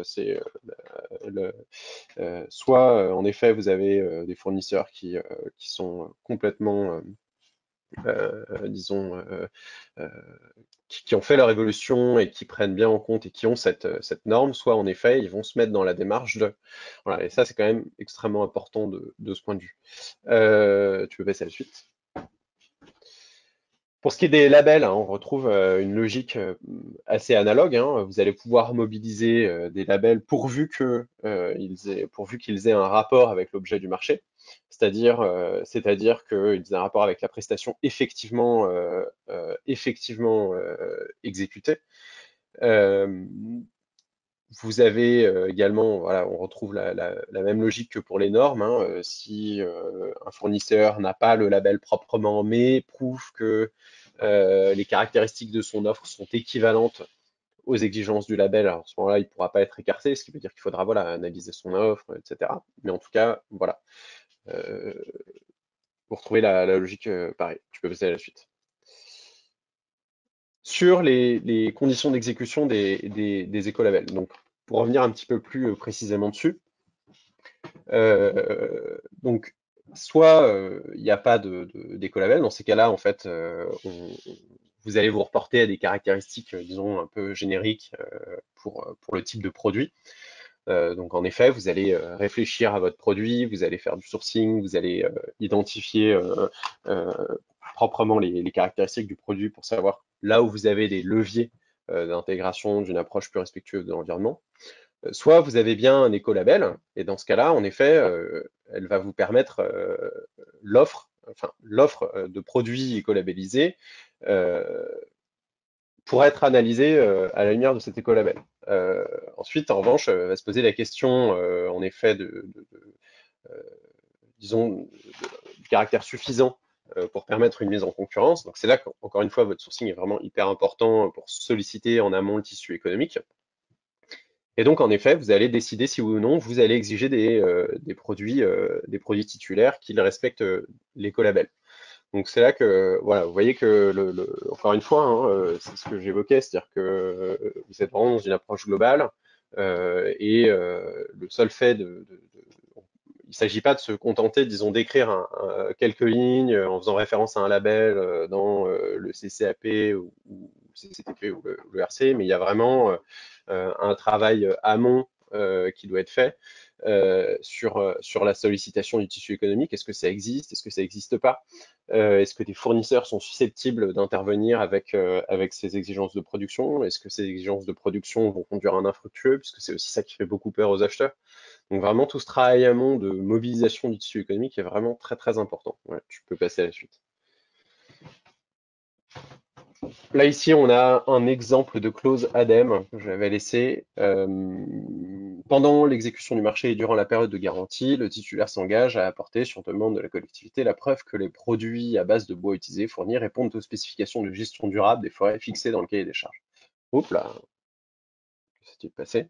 Voilà. Ou répondent aux conventions de l'Organisation internationale de travail sur le travail des enfants. Donc là, vous voyez un exemple de prise en compte. Alors ça bouge dans tous les sens. Je ne sais pas ce qui se passe.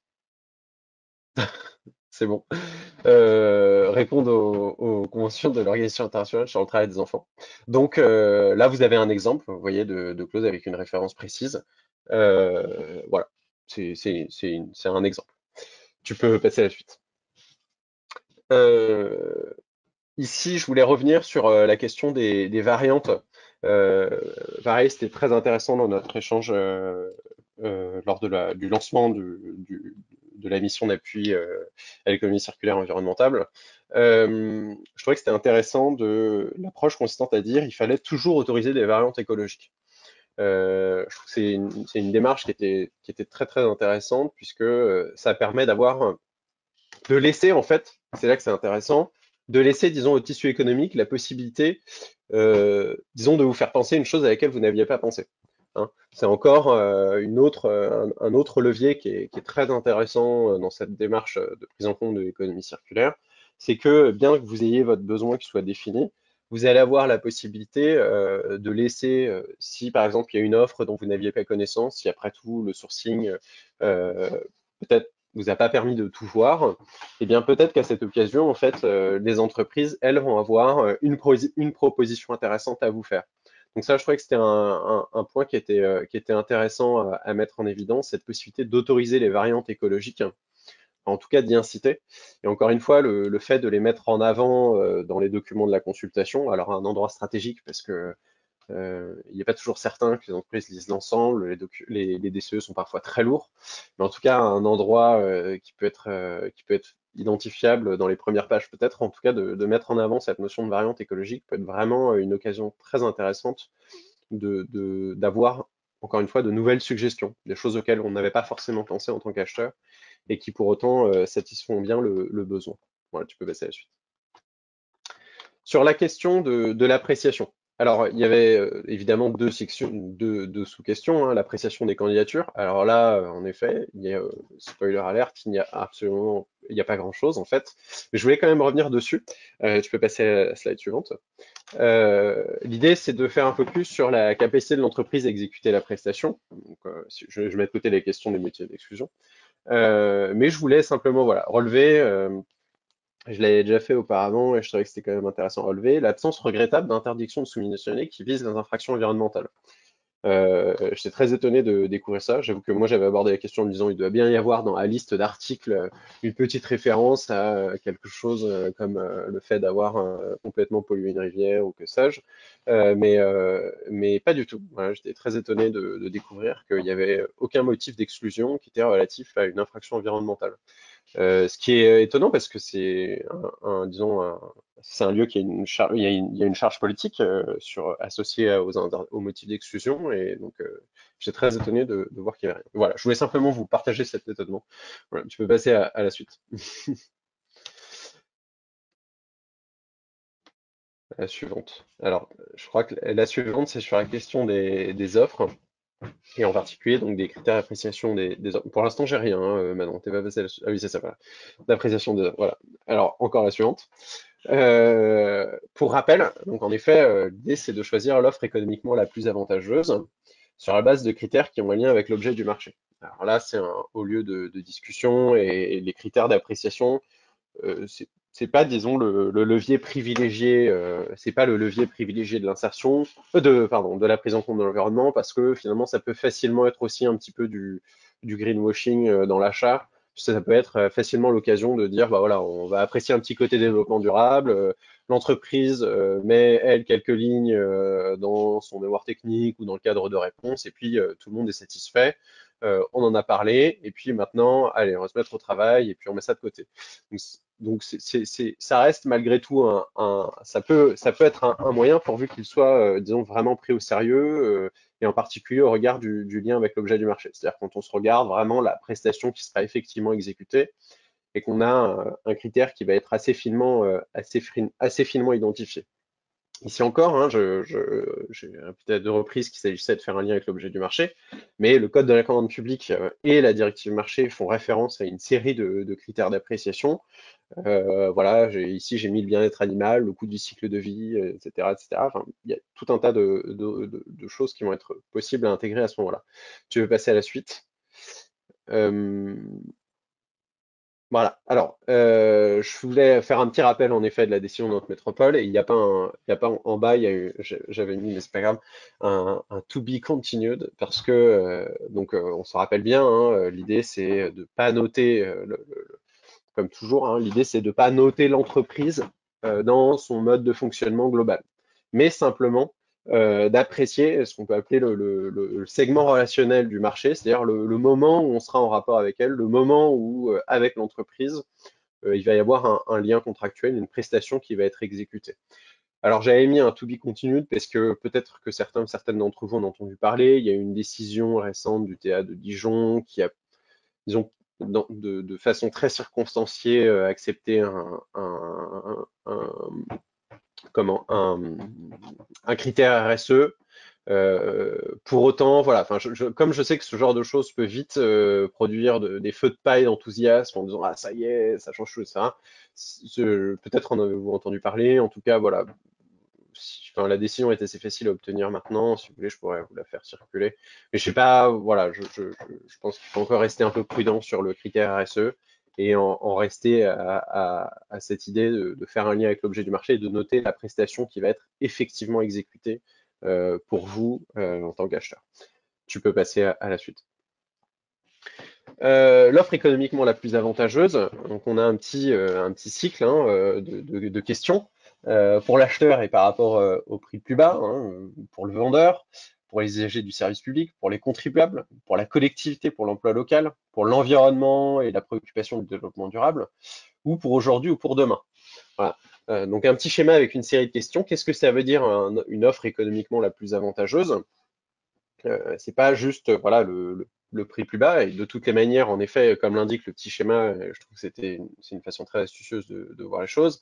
C'est-à-dire que est-ce que le prix le plus bas, c'est économiquement ce qui est le plus avantageux? Alors pour le vendeur, pour l'usager du service public, etc., etc.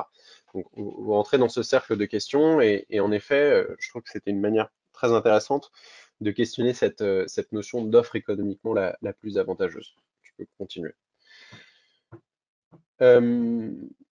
Pour ce qui est des critères environnementaux et sociaux, donc en effet, hein, on va retrouver les questions de performance en matière de protection de l'environnement, de développement des approvisionnements directs, des produits de l'agriculture, la question de l'appréciation du coût global, euh, ou en termes de critères sociaux, mais je reviens pas trop dessus puisque c'est un peu hors de propos là.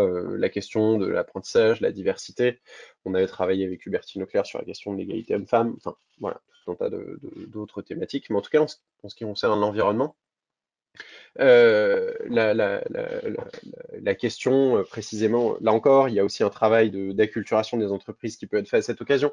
C'est-à-dire que en transposant une logique qu'on avait en matière d'égalité homme-femme à la question environnementale, qui peut être par exemple la remise d'un formulaire en début je sais pas, début, fin, milieu ou début et fin de marché à l'entreprise, précisément sur les pratiques de préservation de l'environnement ou de réduction, par exemple, de l'impact CO2 ou que sais-je.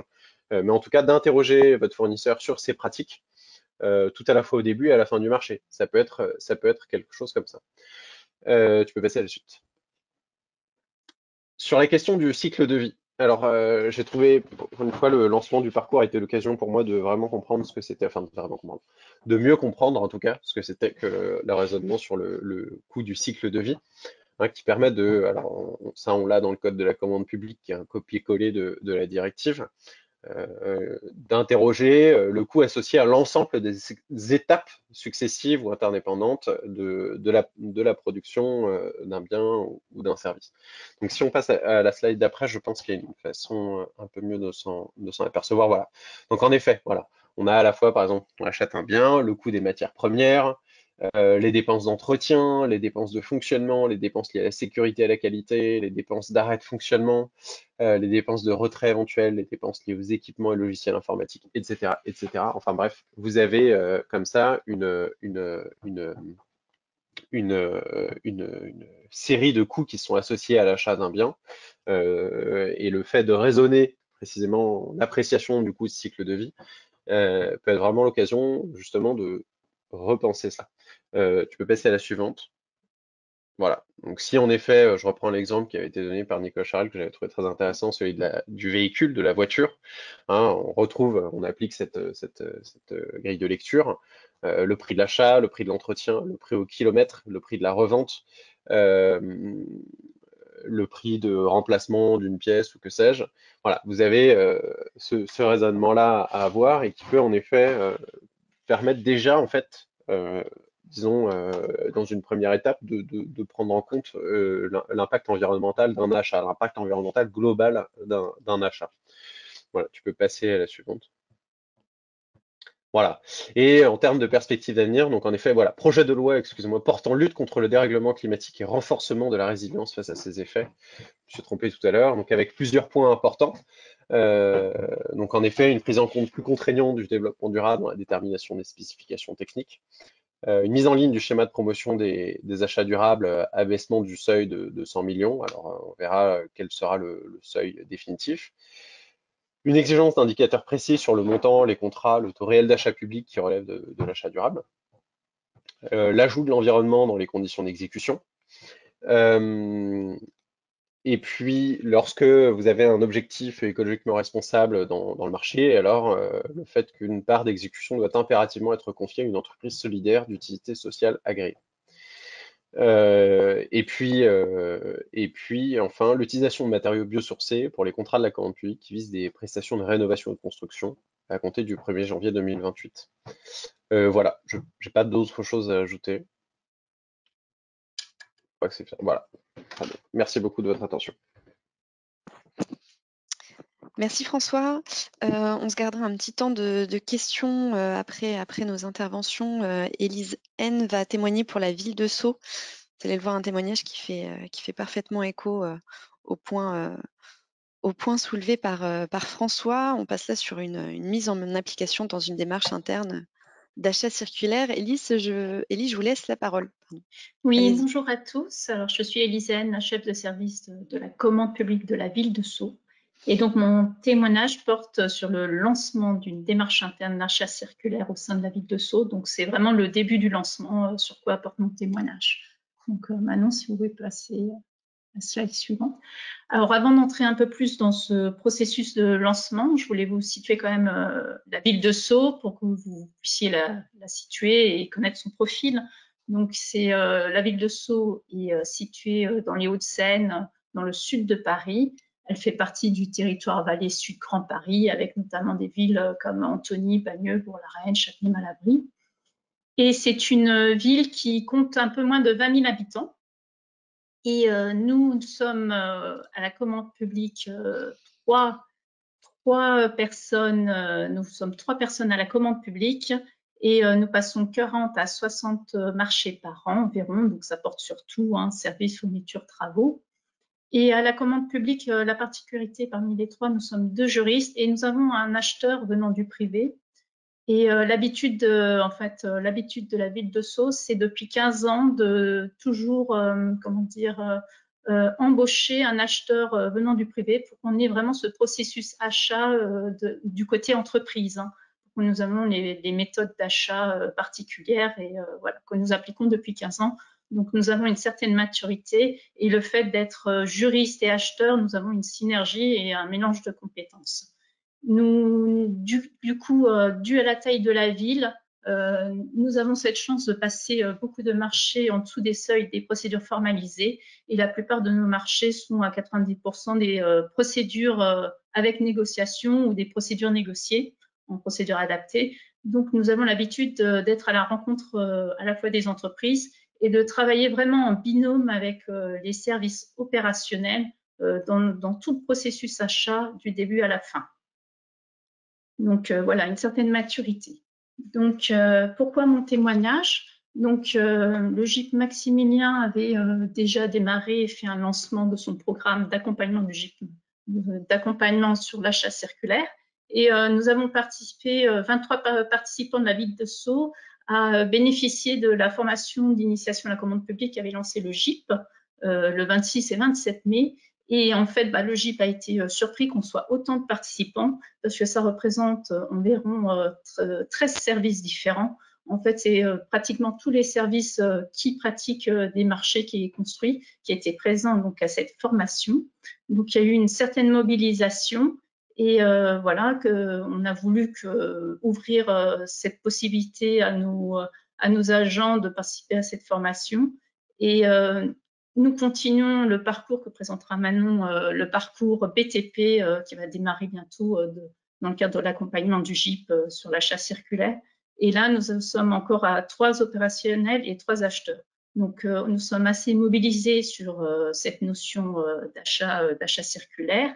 Et le GIP a voulu savoir comment on avait fait finalement pour être autant de personnes mobilisées. Pratiquement tous les agents de la ville pratiquant des marchés sont présents. Donc voilà, ils m'ont contacté pour nous demander comment on avait fait.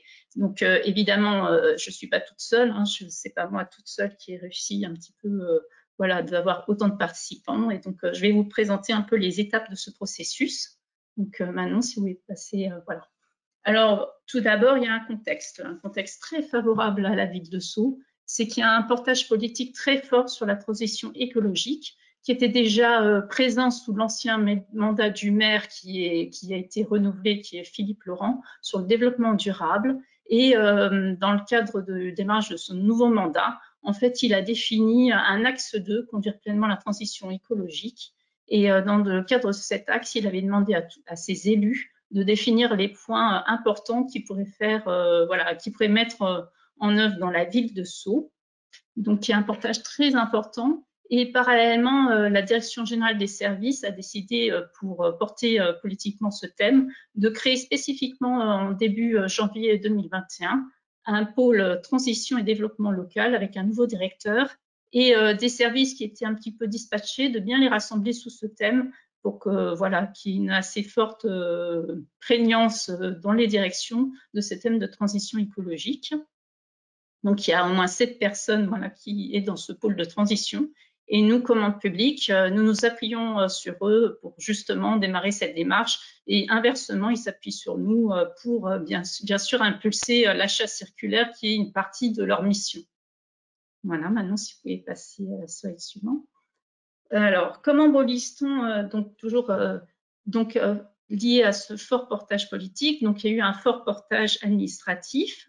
La directrice donc des services généraux suite à la création du pôle transition écologique a demandé aussi à chaque direction et pôle de traduire la transition écologique dans leur domaine de compétences. Et c'est dans ce cadre-là, nous, commande publique, nous avons suivi donc le lancement le 11 mars 2021 par le GIP d'une mission d'accompagnement des acheteurs publics pour une commande publique circulaire, ce programme d'accompagnement. Donc, nous, à la commande publique, voilà, nous avons suivi ce programme de lancement. Et suite à ce programme de lancement, nous proposant justement un accompagnement plus personnalisé aux acheteurs publics, on a eu une réflexion au sein de la commande publique, donc des 3 personnes, que ce lancement devait être plutôt ouvert aussi aux opérationnels, comme nous travaillons toujours en binôme. L'achat, pour nous, c'est toujours un opérationnel avec un acheteur, d'ouvrir donc cette possibilité à nos opérationnels, puisque c'est eux qui sont surtout sur le terrain et qui le traduisent après dans leur cahier des charges.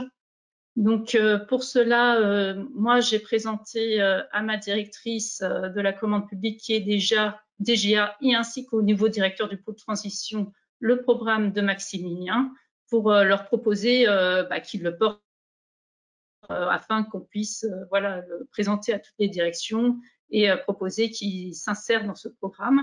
Donc, il y a eu un portage politique de ma DGA en réunion de direction qui a montré l'intérêt que présentait ce programme d'accompagnement dans le cadre de notre politique de transition écologique qu'on souhaite mener dans la ville de Sceaux.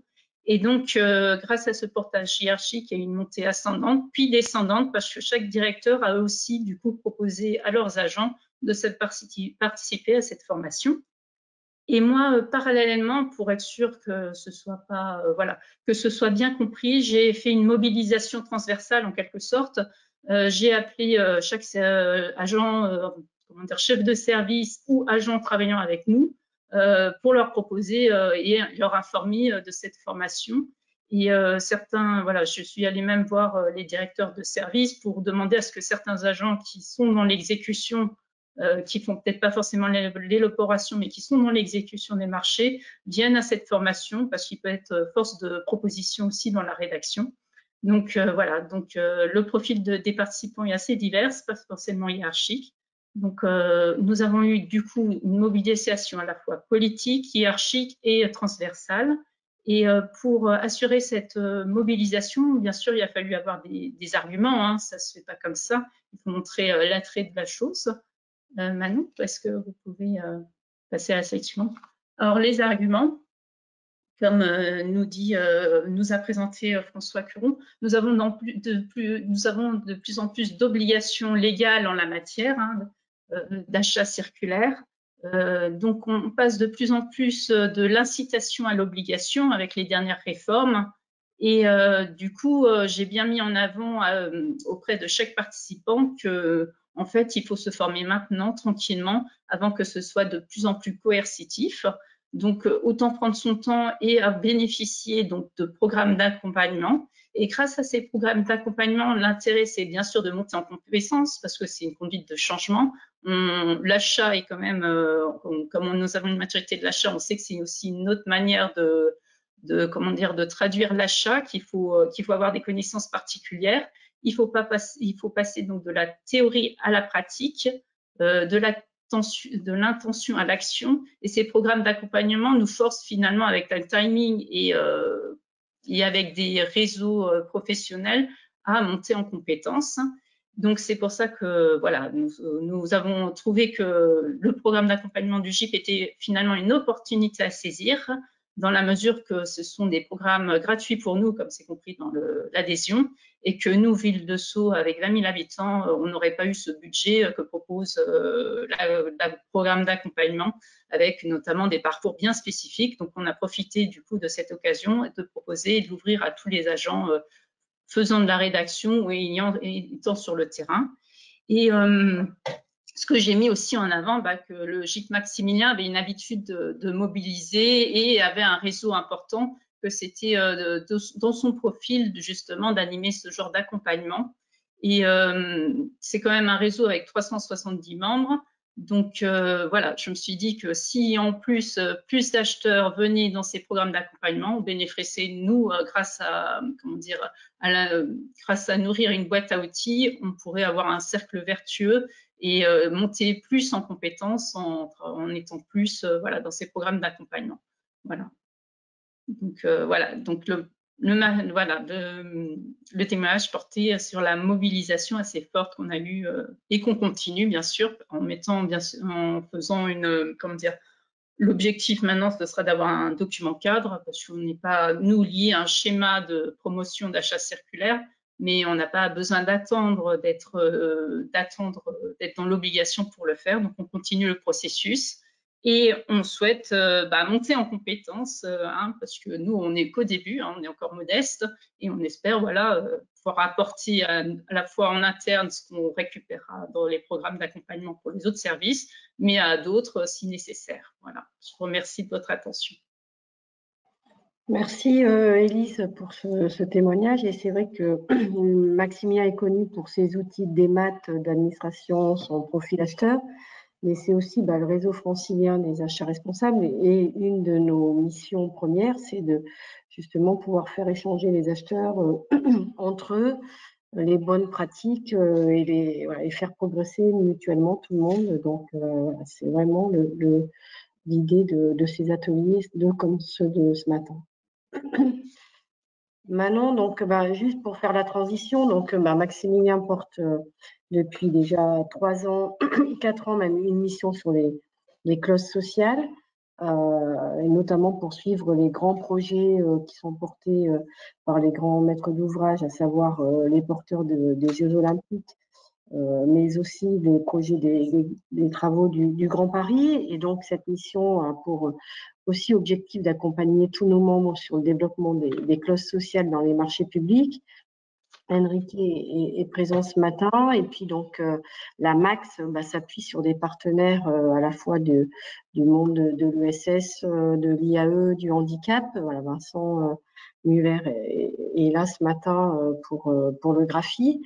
Et voilà, donc cette mission existe, fonctionne, accompagne et fait le relais auprès aussi des réseaux des facilitateurs sur le territoire. Et puis la région nous a sollicité en 2019 en nous disant c'est bien ce que vous faites sur la partie sociale, qu'en est-il sur la partie environnementale? Et donc ce qui nous a poussé à lancer cette mission que porte Manon aujourd'hui sur l'accompagnement des clauses circulaires et environnementales. Et donc, ce programme a démarré en début d'année avec l'arrivée de Manon en mars. Et donc, je vais lui laisser présenter les actions que l'on mène pour nos membres sur cette mission achats publics circulaires environnementaux. Merci Sandrine et merci encore Élise pour ce témoignage qui fait bien la promotion du programme pour le coup. Effectivement, la MAPS a été lancée début mars avec pour ambition d'apprendre et co-construire la commande publique circulaire. Donc, c'est un programme soutenu et financé par l'ADEME, la région Île-de-France, la métropole du Grand Paris et la DRIAT. Ça a vocation à faire du territoire francilien un modèle en matière d'achat responsable, tout en répondant aux besoins très opérationnels des acheteurs publics. Donc ça se veut être un programme pragmatique et collectif sur 2 ans pour tous les niveaux de maturité. Donc vous le verrez, on est souvent sur des niveaux assez débutants en la matière du sondage qu'on a pu faire auprès des acheteurs publics jusqu'à présent. Mais voilà, on veut néanmoins s'adresser à tous les niveaux de maturité, à des niveaux aussi plus confirmés en répondant à des questions plus spécifiques au cours du parcours. Et en utilisant les ressources et réseaux existants et surtout avec une volonté de faire la synergie entre tous les programmes et toutes les actions menées sur le territoire, puisque voilà, l'économie circulaire est un sujet prégnant que beaucoup de structures s'approprient progressivement. L'idée est de pouvoir mutualiser et capitaliser les connaissances et éviter les doublons, mais voilà, de vraiment créer une boîte à outils in fine très opérationnelle et aussi exhaustif que possible pour accompagner les acheteurs publics dans leur démarche. Pour vous présenter rapidement le plan d'action de la mission et les 3 piliers principaux qui la constituent, on a un pan dédié à la conception et à la diffusion d'outils, du coup à travers la création de cette boîte à outils opérationnelle pour les acheteurs. On a constitué un comité technique assez diversifié sur des structures spécialisées en économie circulaire et à l'échelle du territoire, tel que l'AREC, la métropole, l'ADEME dans ce comité technique, et également un groupe d'acheteurs pilotes pour aussi faire le retour d'expérience et tester l'outil, la boîte à outils et les différentes clauses qui émaneront de la mission pour pouvoir les valider dans leur dans leur opérationnalité. On a également un pan dédié à la coordination régionale de l'écosystème, je vous l'expliquais, cette synergie entre les différents programmes, mais également entre la mission d'appui aux clauses sociales et la MAPS, à travers cette démarche plus globale d'achat responsable. Et enfin, un pan dédié à l'accompagnement vraiment des acheteurs, ce qui se traduit par des programmes de formation et ensuite des parcours dédiés par segment d'achat identifiés comme prioritaires lors d'une étude de préfiguration de la mission. Alors, vous le voyez, la formation initiale à commande publique circulaire dont vous parlez rapidement, Élise N, qui s'est déroulée les 26 et 27 mai, a pour vocation d'acquérir vraiment les bases de connaissances sur qu'est-ce que l'économie circulaire et comment l'appliquer dans la commande publique de façon concrète. Je vous déclinerai par la suite le parcours détaillé de cette formation qui a vocation à être renouvelée à la rentrée de septembre pour ceux qui auraient souhaité y participer et qui ont raté cette première session.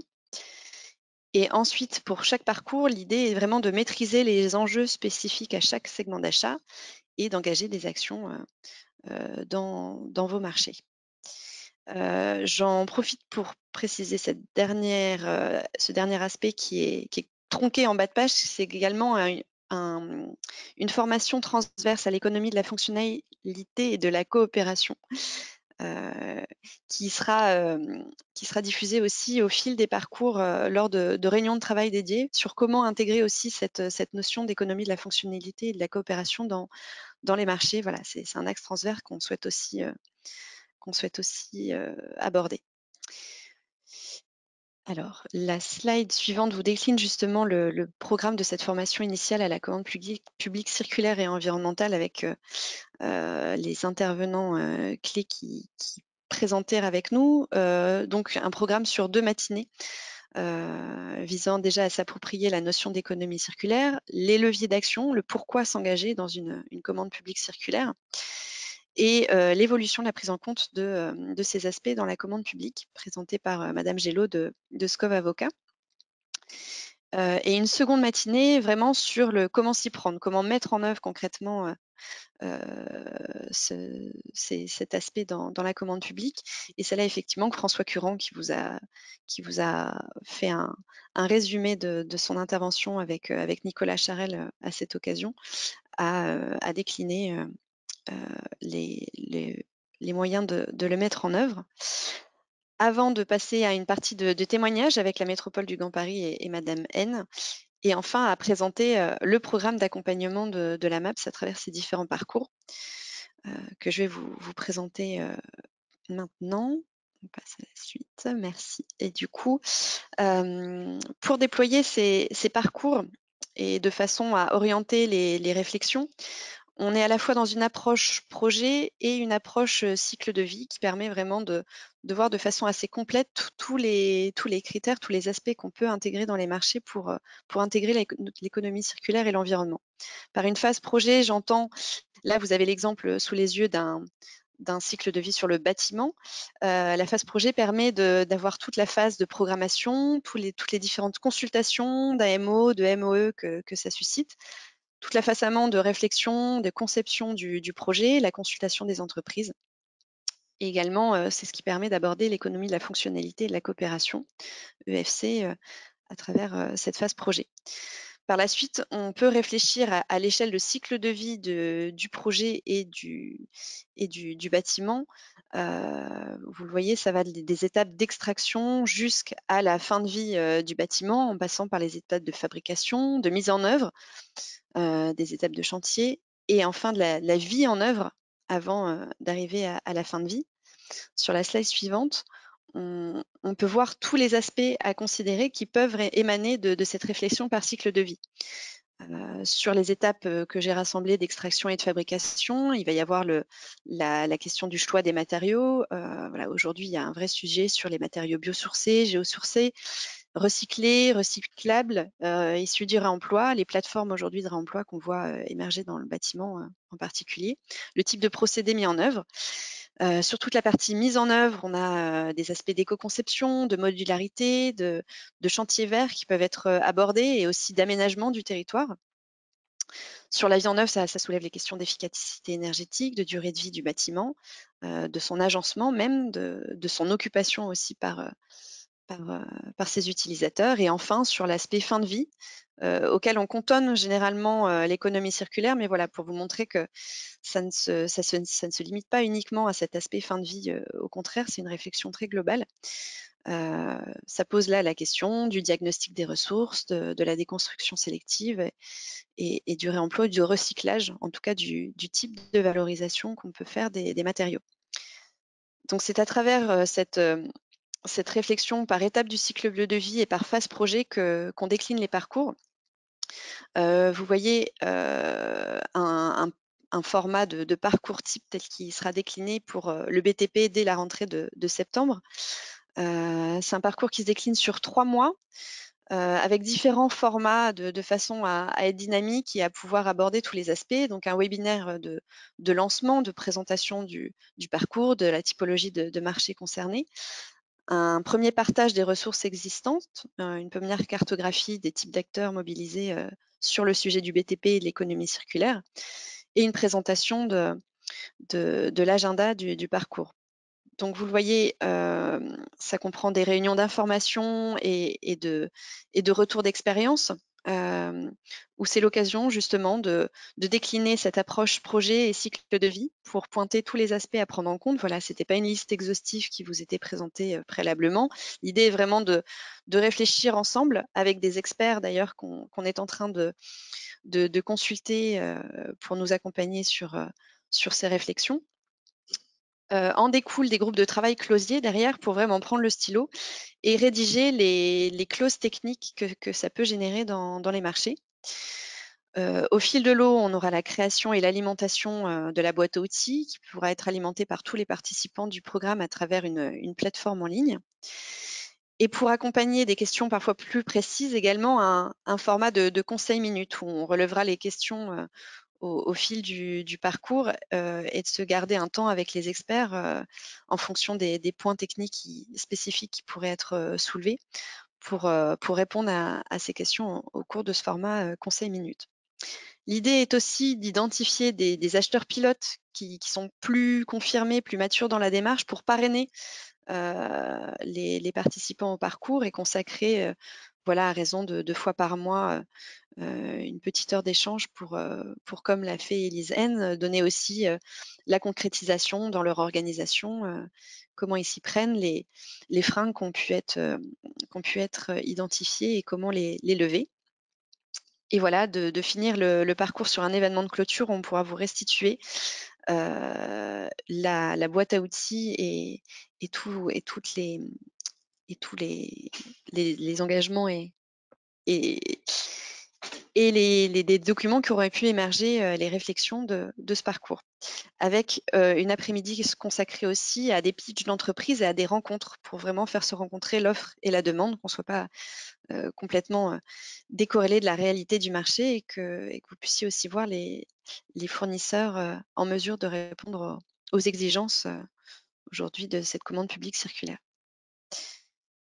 Je finis sur un point d'agenda. Ah oui, je présente rapidement les inscrits au parcours BTP, donc qui va engager le début de ces parcours à partir du mois de septembre, plutôt fin septembre. Aujourd'hui, on a 46 inscrits pour que vous voyez un petit peu comment ça se répartit en termes de fonction ou de structure. On a vraiment toute typologie d'acteurs et de structures. Et vous le voyez majoritairement aujourd'hui des personnes qui se disent débutantes dans la démarche et de personnes confirmées, des formats intermédiaires. Donc voilà, ça se répartit un peu de cette manière. Je finis sur un petit point d'agenda pour vous rappeler que donc la prochaine session de formation à la commande publique circulaire et environnementale aura lieu les 22 et 23 septembre, que le parcours BTP démarrera donc fin septembre, puis le parcours dédié au mobilier et fournitures de bureaux lui fera suite fin octobre. Les futurs programmes d'accompagnement porteront sur les équipements électriques et électroniques à partir de janvier 2022, les vêtements professionnels et équipements de protection individuelle aussi en milieu d'année l'année prochaine, et enfin on finira le parcours par le gros sujet de la boucle alimentaire également qui va générer beaucoup de marchés différents et d'aspects à considérer. Voilà, il nous reste quelques minutes si vous avez des questions. Vous avez les coordonnées de toute l'équipe de François qui est intervenu précédemment, de Enrique qui est là également en représentant en chargé de mission sur la mission clause sociale, ou de moi-même sur la question de la mission achats publics circulaires et environnementaux. Voilà, on se laisse un temps pour les questions. Surtout, n'hésitez pas si vous avez la moindre interrogation sur la MAPS ou des questions à poser à Madame N ou à notre juriste, Monsieur Curran. Prenez le micro. Mégane Guyenne de Siperec, vous m'entendez? Oui, très bien. Oui, bonjour. Merci de cette présentation. J'ai adoré. Voilà, c'est très complet, très motivant pour moi, tout au moins. J'ai juste une question d'ordre pratique. Donc, pour participer aux agenda que vous avez dit, il y a une formation à la commande publique circulaire à la fin septembre. Et fin octobre, un autre lancement sur le parcours mobilier et fourniture du bureau. Pour l'inscription, comment ça va se passer, s'il vous plaît? Je vais vous mettre tout de suite dans le chat le lien vers la page dédiée. Vous pouvez vous y inscrire à travers un questionnaire disponible sur la page web du site Maximilien. D'accord. Madame Nguyen, est-ce que vous recevez notre lettre d'information? Normalement, vous devez être destinatrice de notre lettre d'information. D'accord. Donc là-dedans, il y en a aussi. Oui, normalement, régulièrement. Alors, on envoie une lettre tous les mois avec les nouveautés de la plateforme, mais aussi la partie achat responsable où voilà, Manon, comme la Max aussi, mettent en valeur les actions qu'ils mènent et les dates des différents événements. Mais on va vous remettre voilà, la date et le formulaire d'inscription. D'accord. Merci beaucoup. Je viens effectivement de le partager sur le chat. Donc voilà la page où vous trouverez le questionnaire pour vous inscrire au parcours. Juste au-dessus, il y a une page consacrée à la formation initiale où de la même façon, il est possible de vous inscrire à la prochaine session. Hop. Bah, écoutez, il me reste à vous remercier dans ce cas. Encore merci à tous les intervenants pour vos témoignages, vos prises de parole. Le support vous sera diffusé et le webinaire a été enregistré, donc vous pourrez également accéder au replay. Voilà. Merci à tous pour cette matinée et bonne journée. Merci à bientôt. beaucoup. Bonne journée à tous. Merci beaucoup, bonne Merci. journée. Merci beaucoup.